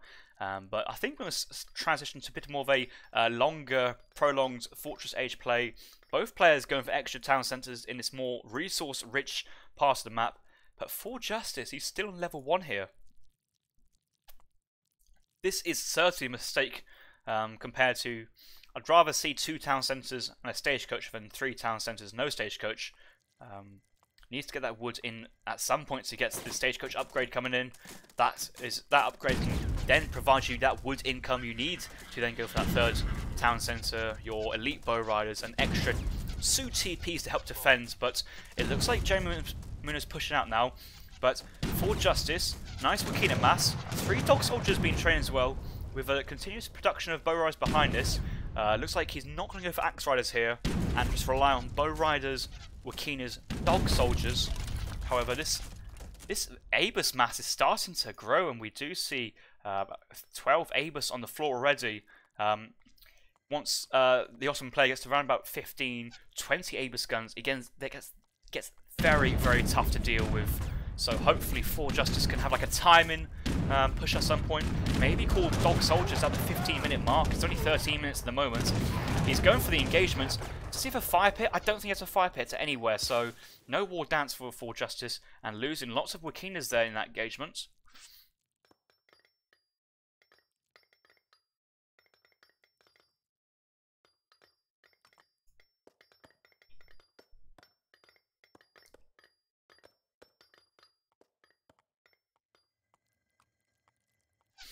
Jerry's continues to push out with veteran Abus guns.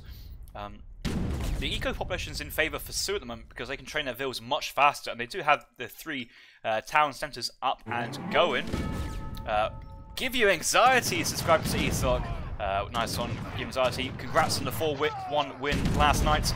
Wakina Rifles still engaging with the veteran cavalry archers, however not really committed with his Dog Soldiers and Bow Rider mass.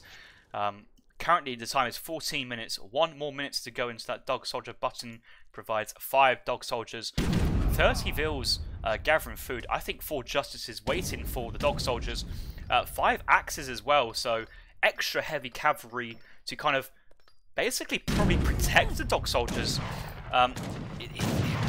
He's unsure if he wants to try and defend his villagers or push out now, but I think he's committing, and this cliff is really nice for the Ottoman player. All his Aegis guns are nice and defended. So much heavy cavalry here for the Sioux player. He needs to back off. That food count, 900 food and growing. He's waiting for dog soldiers. T-minus 20 seconds. Can Forjustice hold off long enough? Ville's coin mine being exposed here, and looks like Forjustice has pulled the trigger. Has he gone for it? Has he even spent those units? What's in queue? 6 villagers. I think he's actually spent all those food onto villagers instead of dog soldiers. Dog soldiers now available. 8 villagers in queue. Dropping a couple of TPs as well. I like this adaptation, providing a increasable amount of HP, and these guys should increase their HP by about 8% by a few times. There you go, 332 HP now for these guys. 123 for Wakinas. This bow rider here is 332. Yeah, they're all around about the 332 mark, underneath probably about 2 TPs max. They're quite spread out.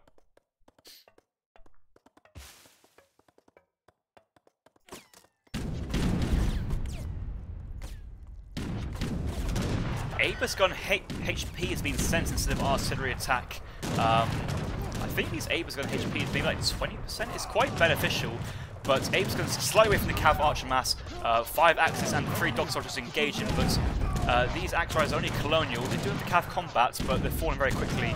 But the bow rider count for Forjustice is very low, and all those heavy cavalry units. And Cav HP just comes in now. I feel so bad. But lots and lots of heavy cavalry units for the Forjustice just going down, and it feels like they haven't achieved much. It feels like Ottoman's mass is still the same, but Forjustice is just losing units.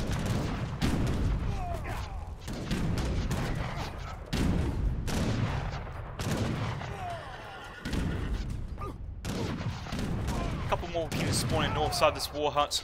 Bow riders traded nicely versus these Cav archers underneath 2 Sioux TPs. Bow riders 397 HP, so very tanky units underneath these defensive structures. But these units are very spread out. May wants to try and consolidate those TPs next to this forward war hut a bit better to defend. And I think he only has the single war hut. Checking buildings, it's just that single war hut. It's just now gone down. No more working in production. Just bow riders being produced for this Sioux player. But in units in queue, it's just 1 bow rider. He's losing all of his units at the moment. They're straying outside that TP range, only 331 HP. But I think Jerimuno is overpowering the Sioux player now.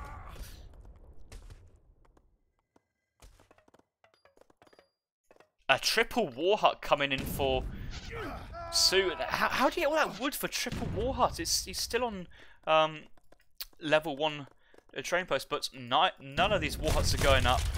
Having to delete all these war huts himself. Throwing up another 2 at the back. Going for the triple war hut play. Triple war hut, a new meta confirmed. But I think Jerimuno is happy to stay on this kind of resource-rich plateau down to the south and push in on Sioux's eco to the north side.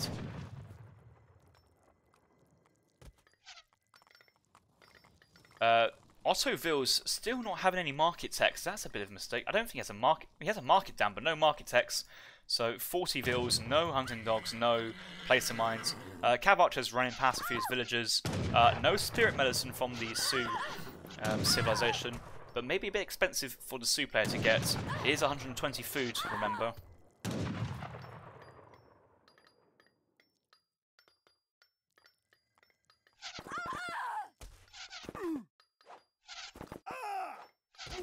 Nice very top side. About 6 villas about to get picked off here. Maybe 5 with some good micro. All six will go down with good micro, but 5 will be a good gambit here. About to pick off the 6. The 6 goes down. Raid south side as well. Bow rise on top of his villagers. Villagers no HP as well. 150, but only losing maybe 2 max at that point. Yeah, he has lost 2 in total. 10 so far have gone down for Forjustice. 6 from that raid just then. I think Jerry just needs to not be over aggressive. He has it feels like the Ottoman player over time will get that lead, but only 2 town centres at the moment. Could go for a third, and no Marketechs, only now getting hunting dogs and placer mines. Bigger raids here, and actually going into hand attack versus these guys. No villager negative multiplier here. However, villagers actually resist, so it's kind of, you're kind of trading off a little bit. I think it's still better to go for the range attack and focus one vill down at a time instead of hand combat, spread it. Maybe have a couple of guys in hand combat to snare the villagers. Another vill going down right side who was trying to wall up, but that does give Jerry the info of where Forjustice's army is, and more war huts being thrown up. Is we do have 1, 2, 3. This is the 6th war hut from Forjustice. I think Forjustice may be going for like just farms on the top side and just play ultra defensive at this point. 4 axe riders being sent as well.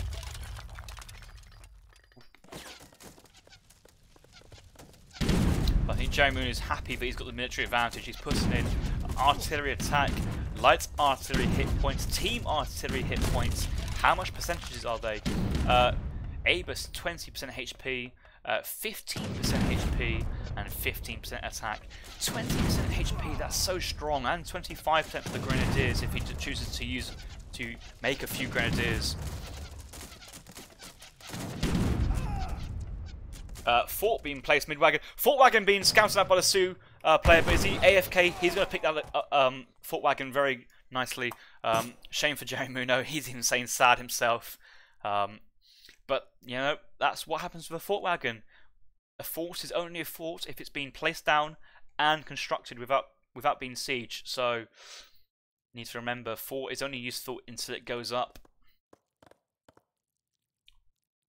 I actually would have liked to see a fort being placed right here. It's in between your 3 coin mines, protecting your 2 huts to the south, protecting your 2 trading posts. A nice central place will make it very difficult for Forjustice to push in and raid. But wanted to go slightly aggressive, and I do appreciate the aggressive play here from Jerimuno.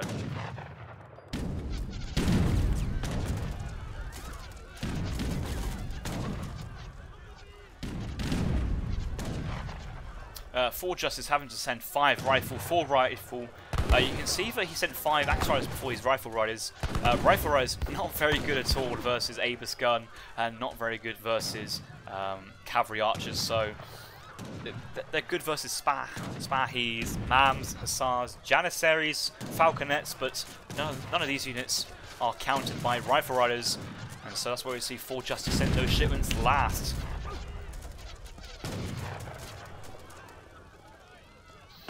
Town centre, 100 HP, 10 villas inside. I think Jerimuno will be looking forward to staying around and picking all these villagers off. Can't let this go unpunished, but Forjustice trying to defend his own eco by pushing out himself. And I appreciate the play. Sometimes the best form of defense is offense.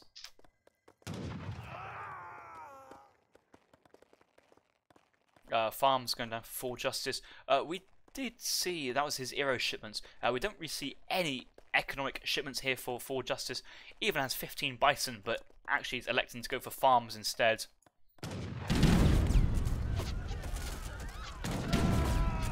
It feels like this game should have been over about 10 minutes ago, 5 minutes ago for an Ottoman win, but Forjustice is still in it. He still has more villagers. He has 71 villagers, safely gathering on the top plateau now. And after all the upgrades do come in, Forjustice's cavalry will be so strong, much stronger than what the Ottomans can field. But I think Forjustice has an opportunity to come back in the late game. At the moment, it's in the back foot, but he's just trying to buy time with his army. He's not overcommitting. Try and get a bit of raiding done. Another batch of Abus and Colonial Janissaries could be a nice pickup for these rifle riders and bow riders. They're backing off at the moment, but this could be a good fight.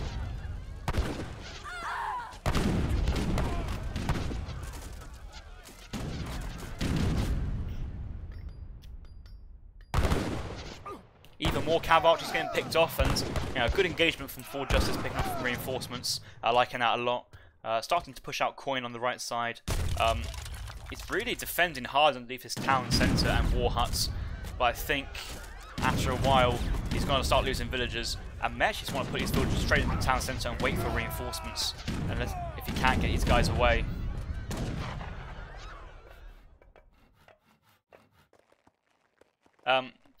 Forjustice has chopped so much wood. He has a market down, but he's not gone for the wood upgrade. And you feel that the amount of wood he's chopped certainly would be nice. Coin income, though, is a struggle for Forjustice, and still, TP level 1, no coin income there. We'll have to actually start putting down plantations, because he's getting denied from his coin mines in this lower basin. Army still waiting around for reinforcements, triple carded, and this Ottoman explorer is going to get absolutely sacked back down. Sokolu Kanakawa is just, it's not his day today, is it? He's taken down, and it actually has been ransomed straight away from Jerimuno. He needs that third town centre to help him out very, very quickly. Lots of units, though, going down left side. We see the eco pop is now back down to 60.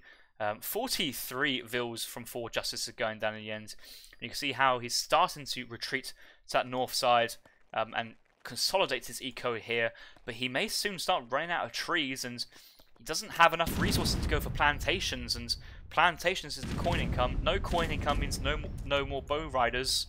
I think Jerry is starting to overwhelm the Sioux player. Well, the Sioux player's not.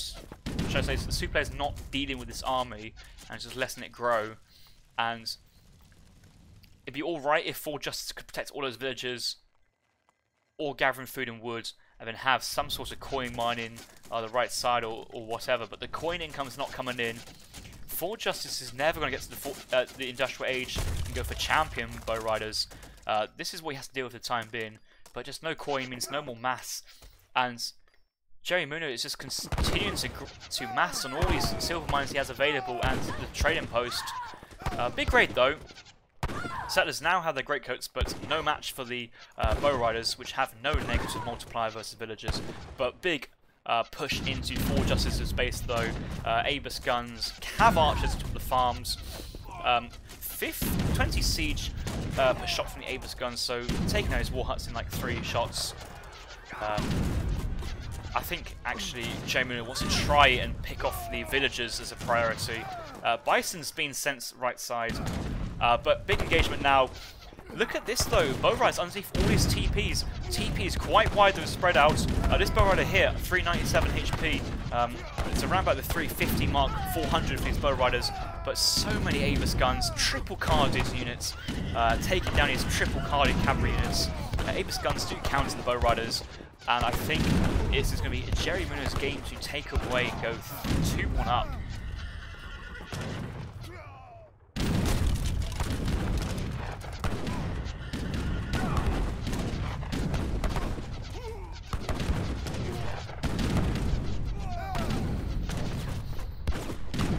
Jerimuno's just pushing underneath. He's fine, but what the mass is dealing with, he can see the bow riders are currently up to 429 HP, but veteran Avis guns 200 HP themselves, 54 with a 1.5 versus these bow riders. Very, very strong indeed. But he has the eco advantage at this point. He can see what Forjustice is doing with the mills. He knows he's killed so many villagers, and he's just happily growing behind this with 3 TCs. Full marketects coming behind. Can't even see the market. The the mosque upgrades are behind us as well. Jerry's up 100 score, and more villagers here about to get picked off. I'm looking forward to Jerimuno going Abus and starting to mix in maybe Jans, or go for something like send Mamelukes, or just something to help snare any other reinforcements. Because I think the best way for him to win this now is just to snare what he can, because it's just. The Abus do the damage, but if they can run away and run around from the Abus, then it's going to be quite hard. But no military units here from Forjustice. He's just relying on town centres to kill off these units. But you know, town centres, yeah, good at the second age, but these Abus guns, so much HP. The town centres don't upgrade. I think Forjustice has realised that and had tapped out. So GG there. Another longish game, 28 minutes.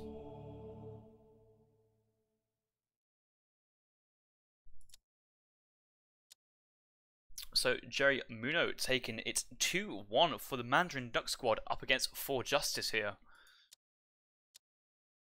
Let's look at that villager graph, because that villager graph's going to be brutal in places. We can see both players get to the third age, but it took a while for Jerimuno to put down a second town centre. Did get that stagecoach upgrade though, so that's very nice to the Ottoman player, but Forjustice's villager count explodes. But what goes up must come down sometimes. Well, I can't say must and sometimes. In this case, what came up does come down. It was like a roller coaster. We're starting to climb up, and once all the action started to happen, it just fell straight back down again. Similar villagers at the end, but most of the villagers for Forjustice were gathering wood or on farms. Whereas resources, you can just see how once those villas start to die away, the Otto eco just catches up and overtakes, due to having Euro settlers, upgrades on the coin mines, town centres producing villages without costing any units, that trading post continuously. And if we look at the wood, you can just kind of see how these jittery lines is when those trading posts were put onto woods, and that's just always extra income just for free for the Ottoman player. And that could have been the Sue's if he did go for the upgrade, but chose not to. And I think if Forjustice had the stagecoach, that could have actually been enough for him to have the advantage and take the win.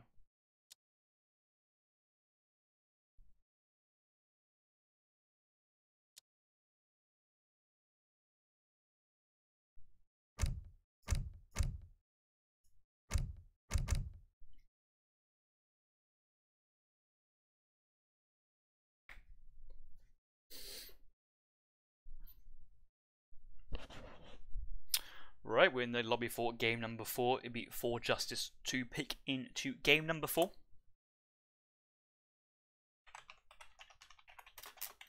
The map is Adirondax, as we see, already being picked up by Jerimuno. We do have all the modes: observer mode, record a game, so that's good. You can look back at these games and analyze them yourself if you think this analysis isn't thorough enough, and pick up some strategies for yourself. Maybe you want to look back at Forjustice's win in game number 2 for the Iro no 3 vil shipments in the second age, no, in the first stage, and gone for a very, very early 4 Kanyas. Forjustice gone Japan locked. Does Jerimuno play Aztecs or Russia? 2 civs which can do very well. He could also play Brits again. It is a civ reset.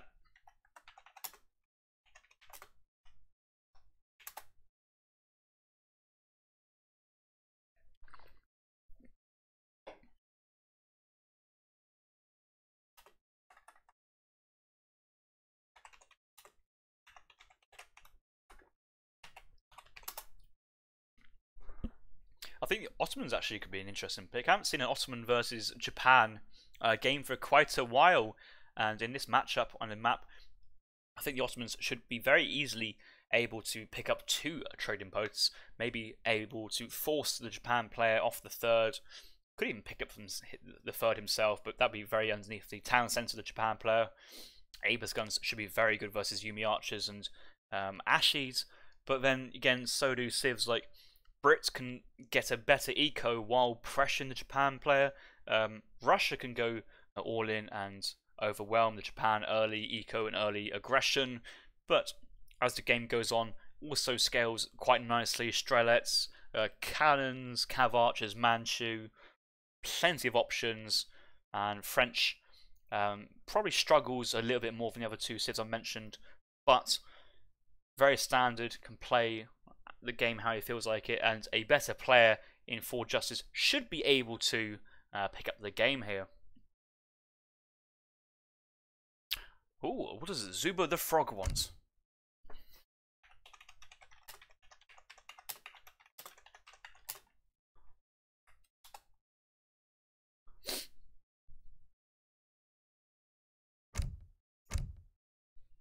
He was asking to play earlier, I think. I was busy doing some other stuff. I was actually playing, I think I was playing Cassador as well.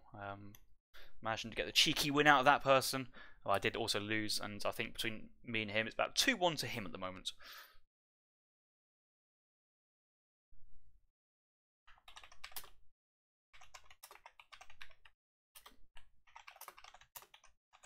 Are you ready?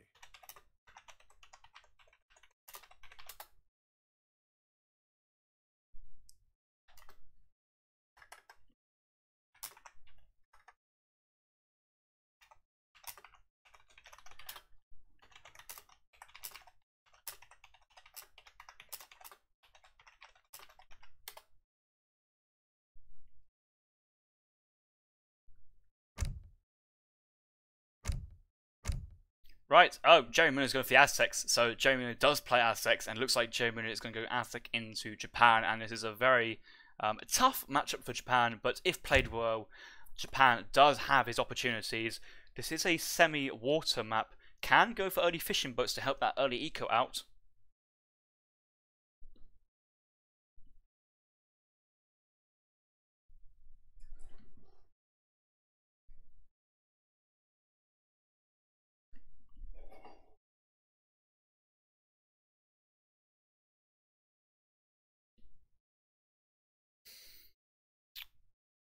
Right, welcome back. Game number 4 on Adirondacks between Jerimuno of the Mandarin Duck Squad versus Forjustice of the Nilla Ninjas. We are spawning in on Adirondacks.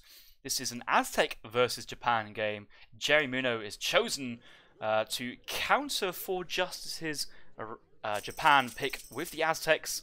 This is a matchup I feel that is Aztec favoured, or is it? Maybe it's easy to play as the Aztecs, but if played correctly, it could still be a Japan favourite matchup. But it's certainly Aztecs very strong early on, and could put the pressure on to the Japan base very, very quickly, and it's up for the Japan player to correctly react to the Aztecs' aggression. Forjustice playing as Japan on the right side. Nice 70 food treasure being scouted out early. I think only one stun went off. I don't. Maybe both the stuns went onto the same black bear. That might be a small mistake from Forjustice, but it shouldn't matter too much. Maybe we'll see Divine Strike, and speaking of the devil, Divine Strike does happen. Cherry... No. What are you doing? Cherry Orchard placed on the north side of the town centre, right next to that cliff. I really dislike this Cherry Orchard place. I like the first Cherry Orchard place. If anything, could have been moved slightly to the south and placed here, and that would give enough space for this Cherry Orchard to be moved over and placed here, away from the front line of the Japan base. Because you know you're playing Aztec, you know you're going to be playing heads up, a very aggressive game, and it might be over within 8 minutes or 8 to 10 minutes, as we have seen in previous series of Aztec Japan mirrors. Well, Aztec Japan games, specifically between Hazard and Lucas. Both of those games were over and out about 8 minutes, and that was Lucas playing Aztecs into Hazard Japan, and just Hazard couldn't defend. Aztecs overrun Japanese civilization. Nice treasure being picked up here for Jerimuno. 100 food that may be able to help that age up come in that little bit slightly earlier. XP was picked up there for Forjustice, picking up 40 XP and 80 XP. That first shipment should be in right about now, and there it is, the 3 fishing boats making use of the water on this map. 1, 2, 1, 2, coin. Could say Forjustice is missing a coin mine, but he's got you got 2 to the south, closer than the this one would be. Hunts 3 nearby, 1, 2. It's tough, but obviously Japan doesn't need the hunts. Going for the Torii Gates, does have 2 in-base coin mines as well, so 4,000 coins should be enough for the Japan civ anyway, and they do have their shrines. It's too late to go for a restart now, but let's play this on, and probably the hunts are moved during as the game has commenced and progressed, shall we say. So what we see now may not be in the starting position for what we saw once we spawned in. Should have checked that map. That's a little bit earlier. Jerimuno though stands on top of 95 wood.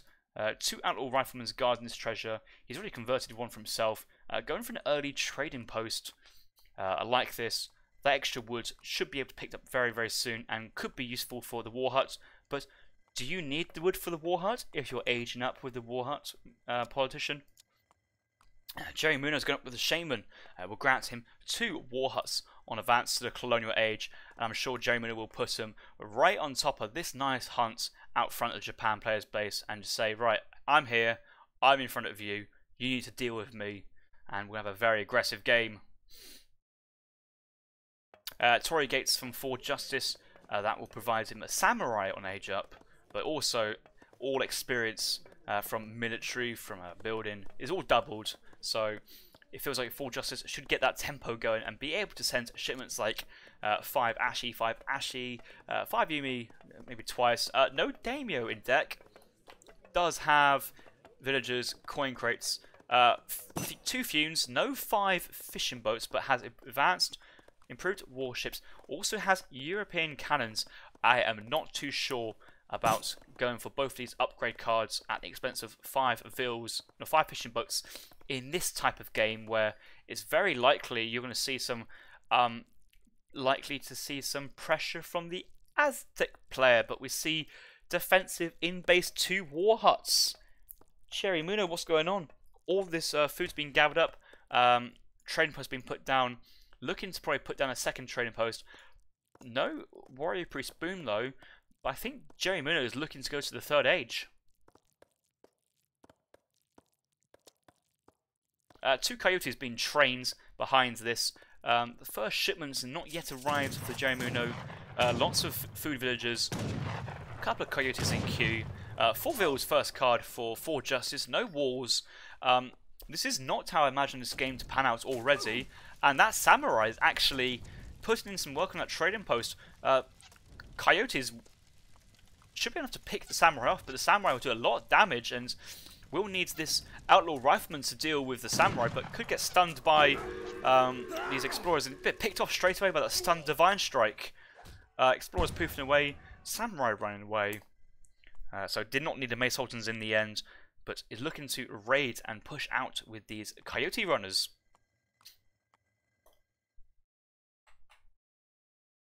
Uh, 700 wood first card coming in for Jerimuno, 600 wood behind this, and actually 700 wood, 600 wood, that's just been used to pump out units and probably will be double pumping coyotes and maces for a long while. No coin income, no coin on the floor in the bank whatsoever, so no Puma Spearmen being trained.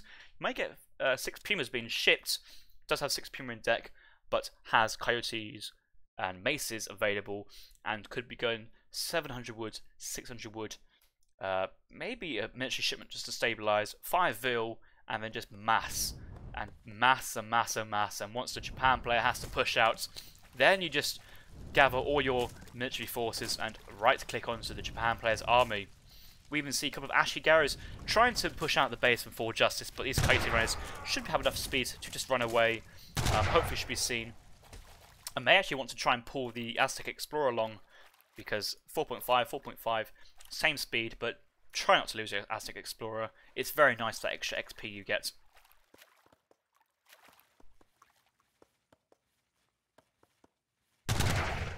Coyotes are going straight into the Ashes, trying to pin these guys down. Lots of maces are behind to try and pick these Ashes off. These Coyotes are committing to the snaring action. I think these guys are in cover mode as well, so cover mode and snaring at the same time. But maces are quite slow to the party, and I've only just got into the range of the Ashigaras. But lots of these Coyotes have already gone down here. But there's nothing here really fighting and engaging the Mace Sultans. Stable going down just about now, but it'll be quite a while before any Nagis pop out. And there's so many maces in the base of Forjustice, but Forjustice probably going to need some Minutemen action to defend this. Rifle minutes being called straight away. Ashes now into hand combat versus the Coyotes. Maces finishing off the rest of the Ashes here. Villagers trying to defend. 6 Pumas being sent at the right time here to dissuade any Nagi pressure. And how many Nagis in queue? We don't have any Naginators in queue, it's just 2 Ashes. And it feels like Forjustice is under so much pressure already.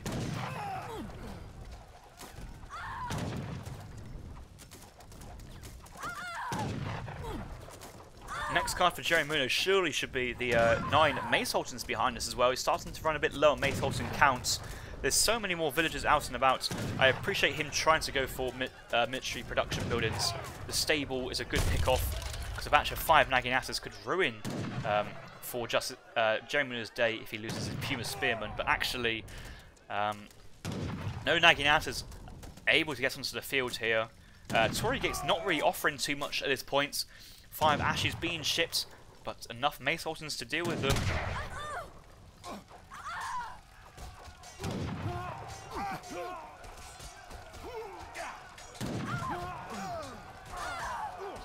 Ashley's being picked off top side. Village has been forced to enter the town centre.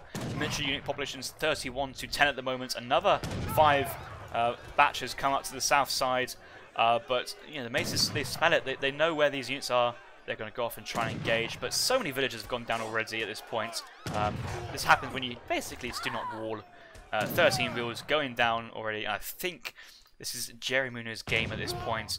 But Ashley Garrow's leaving the Japanese player's base, and this is a Aztec player's happy moment, seeing units out in the field to be able to be surrounded by coyotes, and then Mace Sultans reinforcing to pick off these Ashley Garrows. We do see coyotes now engaged in 2 separate batches. First wave of coyotes coming to snare. Second batch trying to half around the backside, looks like. Mace Sultans engaging in the Ashes, and actually looks like he's just going to try and ram it all in there at that point. Ashes have to try, basically focus. They go Maces or Coyotes. If they kill the Coyotes, Mace pick them off, and well, vice versa at that point. So it's a nice kind of combo to have. 5 Yumis now sent for Forjustice, but after losing all your mass from a 5 Ashy shipment, it feels not much behind this. And you know, Forjustice went 4-vil, 4-vil. That is super greedy versus Aztecs, and I'm not too sure this build order was the correct build order from Forjustice. Jerimuno coming around for another raid into the Japan player's base. A single wall segment coming up, 5 wood, but these coyotes are fast. They can run around this wall very, very quickly. Another vill coming down. More vills being idled, but I think Jerimuno's right to idle the entire eco of Japan at this point. If you just sit into the town centre and idle the eco, you're doing well. No colonial militia has been sent from Forjustice. They would one-shot the Mace Sultans. Coyotes would still be 2-shotted, but Mace Sultans would get picked off, and only 1 Mace Sultan on the field. And now, if you had those 2 batches of 5 Ashes, you could stabilise at this point. But those Ashes were picked off earlier. Coyotes are still picking off even more vills. 20 vills now down, and that basically counters out the 4 vill shipment twice, the 3 boats, and then some.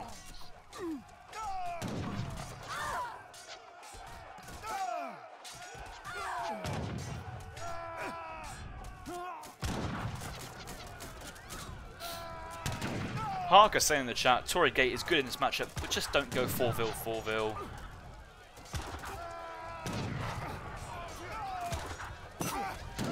And yeah, Forjustice typing the GG there at that point. He's realised he's down 25 vils from where he would normally be, and he's just really out at that point. So yeah, GG has been called from Forjustice. Jerimuno is now currently 3-1 up in this series. Good day so far for the Mandarin Duck squad.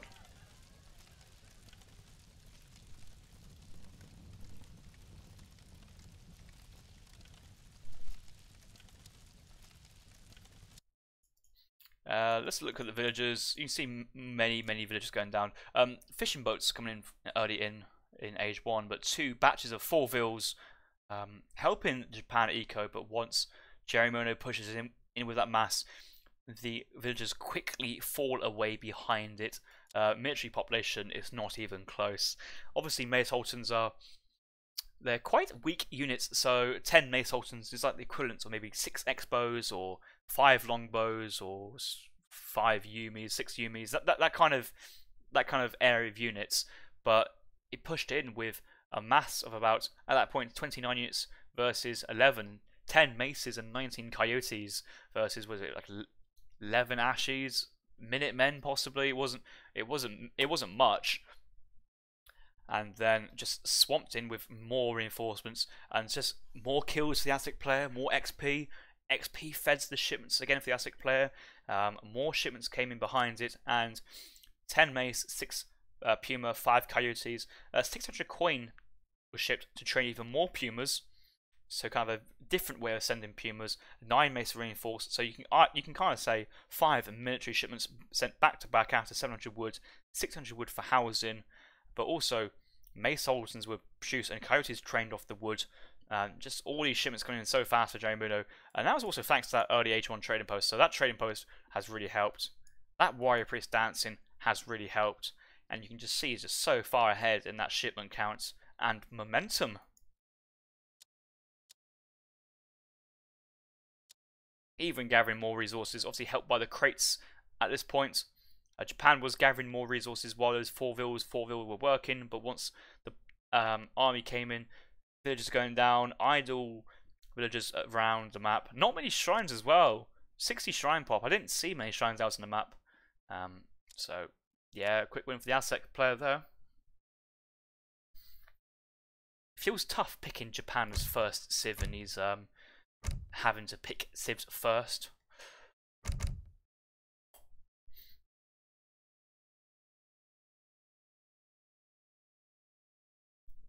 Lumarco, final map between Forjustice and Jerimuno. Currently, Jerimuno leading the series 3-1. It is going to be Jerry's turn to pick civ, and I wonder what he will pick this time. Interesting map. It has the opportunity for C play to the north side with 5 whales, but I haven't seen any player play for the C just yet. Maybe if I recall correctly, Sheckler once played in Dutch C against Bramboy in a very prolonged Fortress Age game. However, this C is a nice idea, but hasn't really been utilised yet.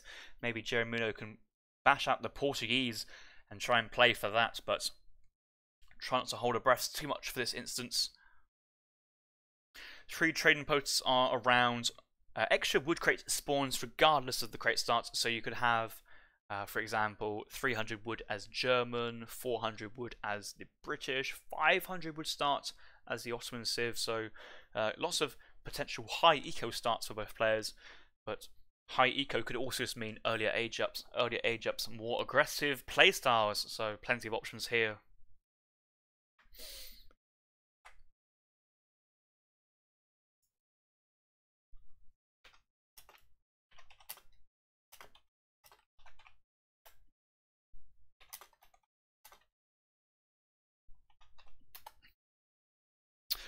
The next matchup is also another affair between the Nilla Ninjas and Mandarin Duck Squad.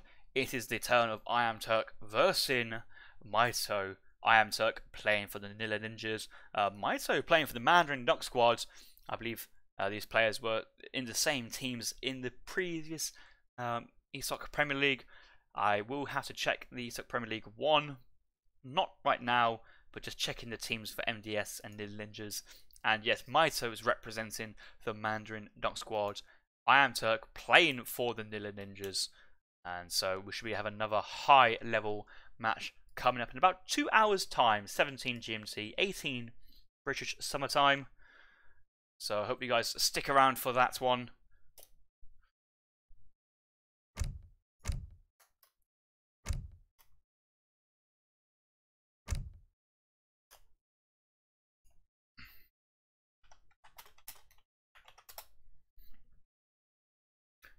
We certainly had a few exciting games this series. Game 2 and Game 3 were quite exciting. Game 4 felt a bit routine for Jerimuno there. And Aztecs 2 Warhearts feeling very strong at the moment. And I was looking into the chat and has been the focus of much of the conversation here on the ESOC TV chat at the moment.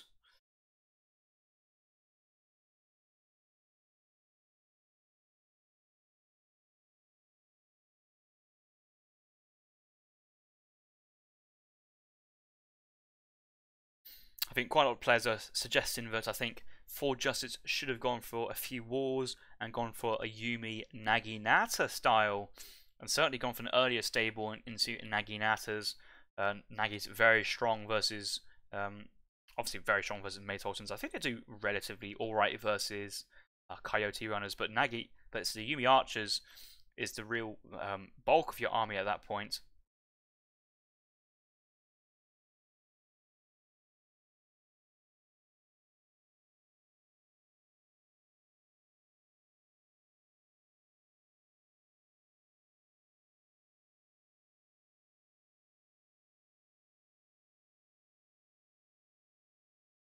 Comet K suggesting this was a joke matchup.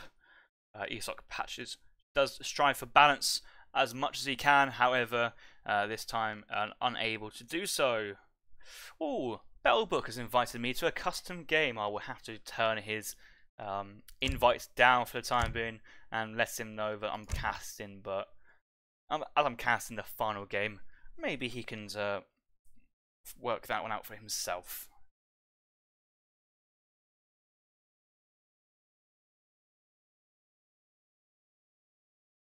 Jerimuno needs a few villagers.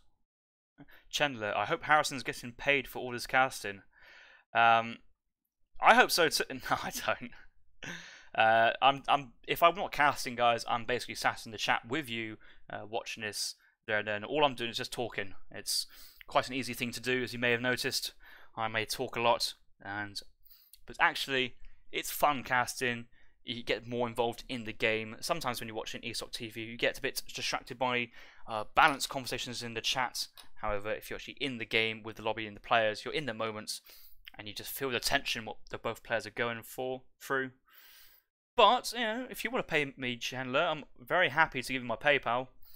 If you wanted to drop a donation, I do have a personal Twitch channel with a donation link there.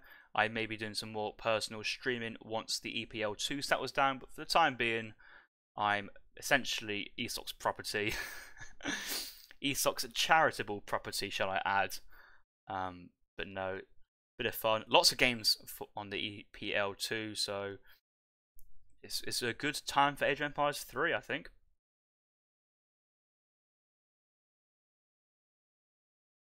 Nope, Forjustice did not play Japanese for either game in game number 1, 2, or 3.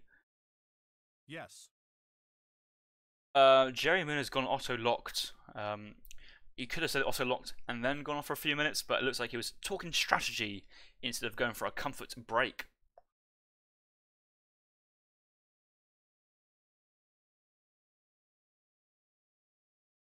Now, out of the entire list of chats of deep tactical discussions, funny banter, and a few comments about EP balance, we have Sir Callan chiming in with my roommates knocked both my rice and tikka masala containers on their side. Thank you for sharing that. That has made my day. That's slightly bits better with that very useful knowledge.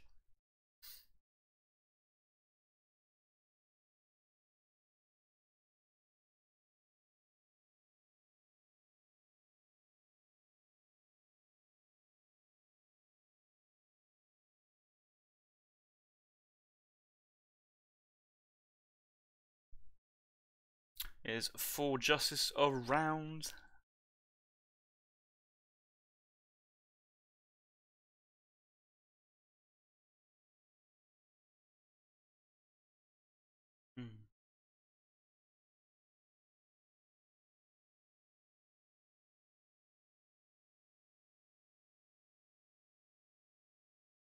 Just trying to find where I left off on the chat. Absolutely, great job commentating, sweetheart. Heart bless. Ah. The last time I came across Absolutely Lovely was when I wrecked him with a defensive TP, attack TPs enabled, while he auto-revolted on me on Yellow River. However, you can't push into 50 attack Wakina rifles, 600 HP, bow riders under 20 TPs. Got enough eco behind that, researched Battle Anger for the Sioux War Chief, and that was able to knock off the Gatling guns from the Absolutely Revolt. But I think Absolutely has been overtaken by Robrot as the king of revolters, as in revolting strategy, not a revolting personality.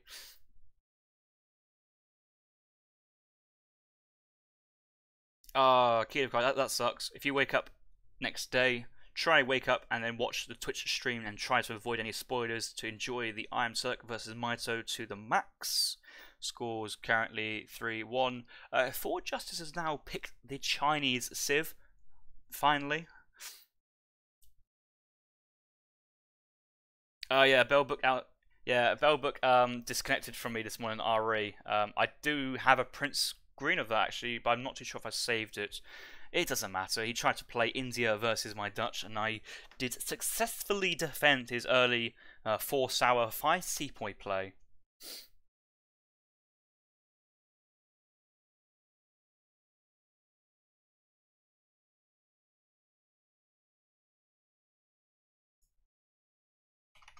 Are you ready?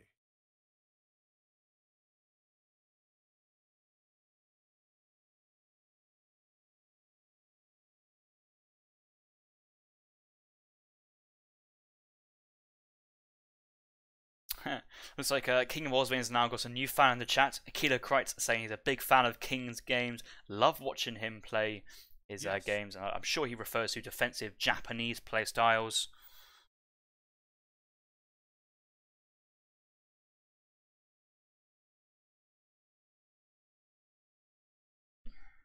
Are we ready to go? Forjustice is ready. I'm ready. Is Jerimuno ready? Hopefully he's ready. He's locked Otto.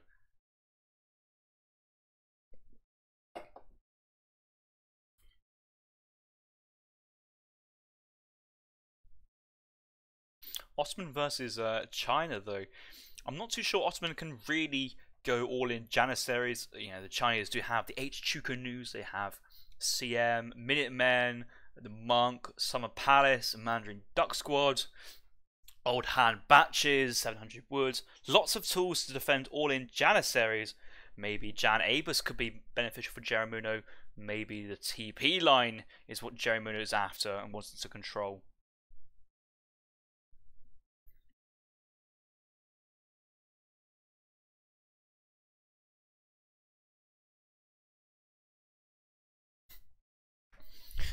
Right, welcome back, guys. We're in for the final game between Jerimuno and Forjustice. Jerimuno currently 3-1 up, representing the Mandarin Duck Squad. His opponents today, Forjustice, playing for the Nila Ninjas. Jerry is 3-1 up. It is a Ottoman versus China game, and we do see Jerimuno spawning into the left-hand side of the map in the colour blue as Ottomans. A wood crate start as well as a bonus wood from the Lumarco map, which provides. So Jerimuno should be able to get both trading posts, and I'd like to hope that Jerry goes to this middle trading post and gets there before the Chinese monk. That way he can get the middle TP and the north TP in age 1, thanks to the 500 wood the Ottoman Civ gets from a wood crate start and a wood bonus crate from the Lumarco map start. Wood crate start, though, means 300 wood on the floor for China plus the extra 100, so free village, free trading post. Very, very nice start for the Chinese Civ, and if anything, I think it's going to benefit the China player this start. 2 TPs is very nice. It's really insane, but it's like a slightly upgraded version of a TP and a mosque. But the fact that the China player can go early TP, early village, and not have to chop a single bit of wood, the age up is going to be nice on time for Forjustice as well. And I think it's going to be really, really strong play from Forjustice here. Jerry crack shotting down a 135 XP treasure before going for this training post, and do you really need 135 XP when you're having 2 trading posts at the start of the game? Yeah, Jerry thinks it's worth it, but you might as well if you're nearby.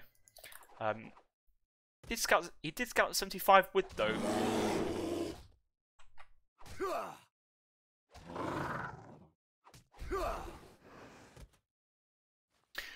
Looks like Forjustice picked himself up a Iroquois Tomahawk, and actually that's really early in the game. That could be quite nice to start sieging the middle trading post for Jerimuno, but Jerry's just picked himself up the, what was it, he picked up the trading post north side, but he's decided to not continue on this 135 XP, and the Chinese Explorer is nearby, but he's currently working his way on this 75 wood treasure, and actually I believe this was scouted by Jerimuno, so it's given him the green lights to continue on this treasure, and looks like he was just a bit of scouting while waiting for that crack shot to recharge and get off this third black bear kill relatively easy for a 135 XP treasure.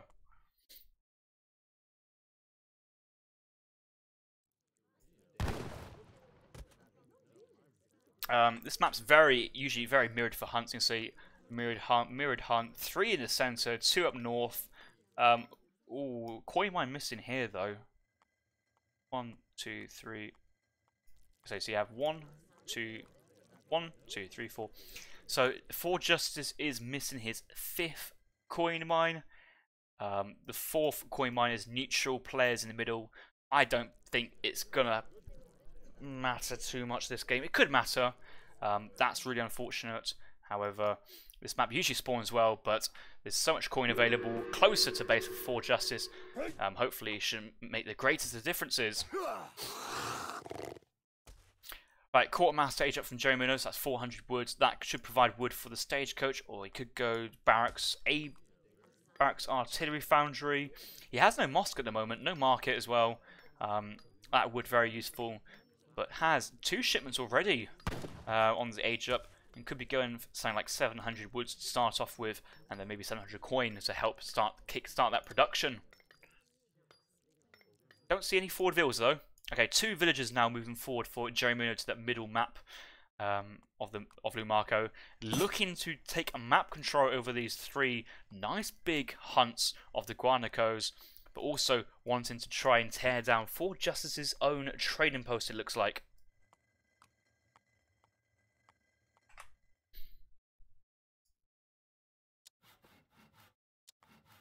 Barracks has been thrown down for Jerimuno to start off the game.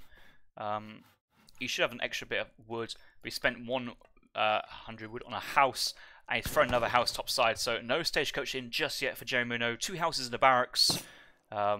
Could be actually going still for a fortress play, but it depends how many Janissaries he wants to queue up, and he's already queued up 4. Probably will queue up the 5th batch very, very soon. 4 seems to be very calculated. Maybe he's saving that 50 coin in his bank for hunting dogs from market.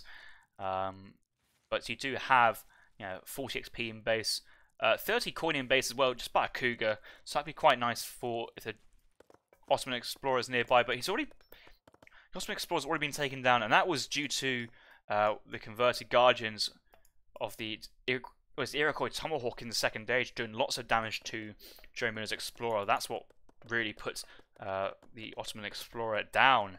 9 Kang Pikemen out for Forjustice, first card, but he's going to run straight into Janissaries, and that is not the unit you really want to be sending Pikemen into. I think Forjustice is going to realise what is going on now. I'm not too sure if the Chinese Explorers actually scouted these 2 buildings, but you're going to need Chu Canoe at this point, and you're going to need War Academy Old Hand batches. He's gone castle.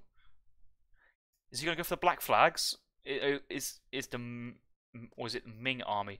There's an army which gives you 2 Steppy Riders and 2 Keshiks. No war hut down at the moment for Forjustice. He does have Summer Palace available. Still chopping wood. I believe one of these shipments, one of these oh my god, he's got flamethrowers. Flamethrower Kang Pikeman. HU Canoe sent to the castle. He's not going to go for that Steppy Rider Keshik army. He just wants to siege and Kang Pikeman Chu Canoes straight into the Ottoman town centre.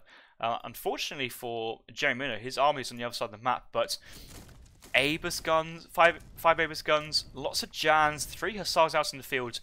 I think the army from Jerimuno is significantly better than what China does. I think actually Forjustice are just running into the line of sight of Jerimuno, so Jerry may know what is going on and probably might need to try and move his units to counteract and try and react to what Forjustice is doing, because this is certainly not standard. 7 Steppy Riders. Was it just a single flamethrower trained from that castle? If that is, then that's not worth that castle building.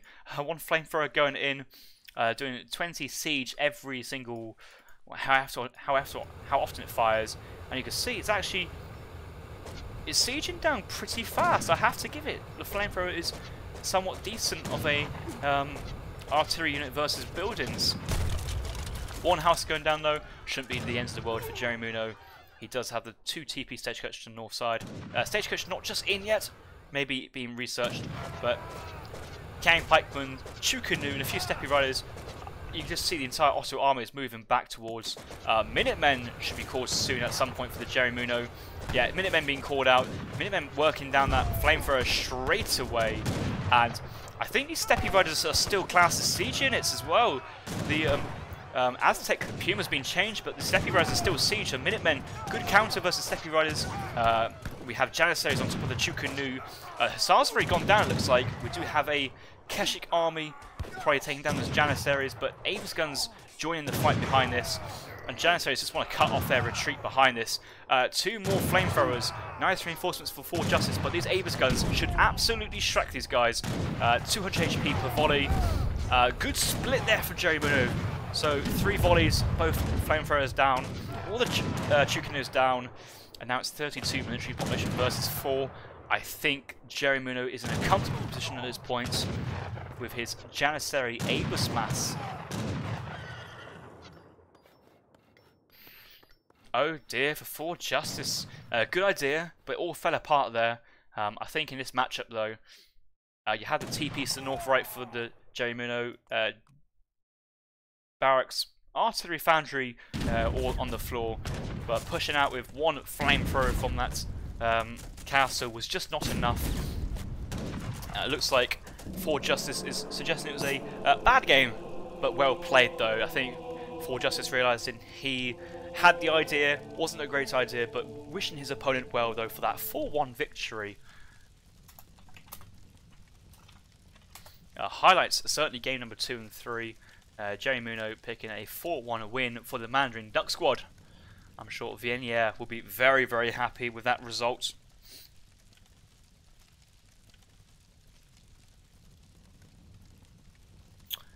I didn't change the recalc, but I don't think that would have affected it too much. Trading post is still level 1. Jerimuno going 700 wood. 700 coin, 3 husk, 600 coin, 5 jans. I like how he used the 600 coin to further increase his mass of Janissaries and Aegis guns. And they're only sending 5 jans there to kind of stabilize and push out. But nice pickups from the Aegis guns and the flamethrowers. If Aegis guns didn't exist, this flamethrower strat might have worked really, really well. But actually, it was the Minutemen on the Steppe Riders and Aegis guns on the artillery, which kind of did it for Jerimuno and was Forjustice's undoing. So hashtag buff Steppe Riders please in the chats. But yeah, apart from that though, good military control from Jerimuno. Did what he had to do in game number 5. And let's have a quick look at some of the stats. Villager population, standard for both players. Only 1 wheel going down here for Forjustice. Where did that happen? I think that was maybe must have happened quite late on. I think 3 Hussars were still on the right hand side trying to, and they may have put some pressure on maybe this third hunt over here or come in for a raid this side. All resources. It's hard to see really what the situation is due to the crate shipments, but the military unit population. Forjustice sending 9 pike, 8 Chukonu, 7 Steppe with the flamethrower reinforcements into the Ottoman player's base. However, the Ottoman player already had the mass of far superior units. Minutemen being called on top of the Steppe Riders and just fell apart for Forjustice there. So there we go. That is the end of that series.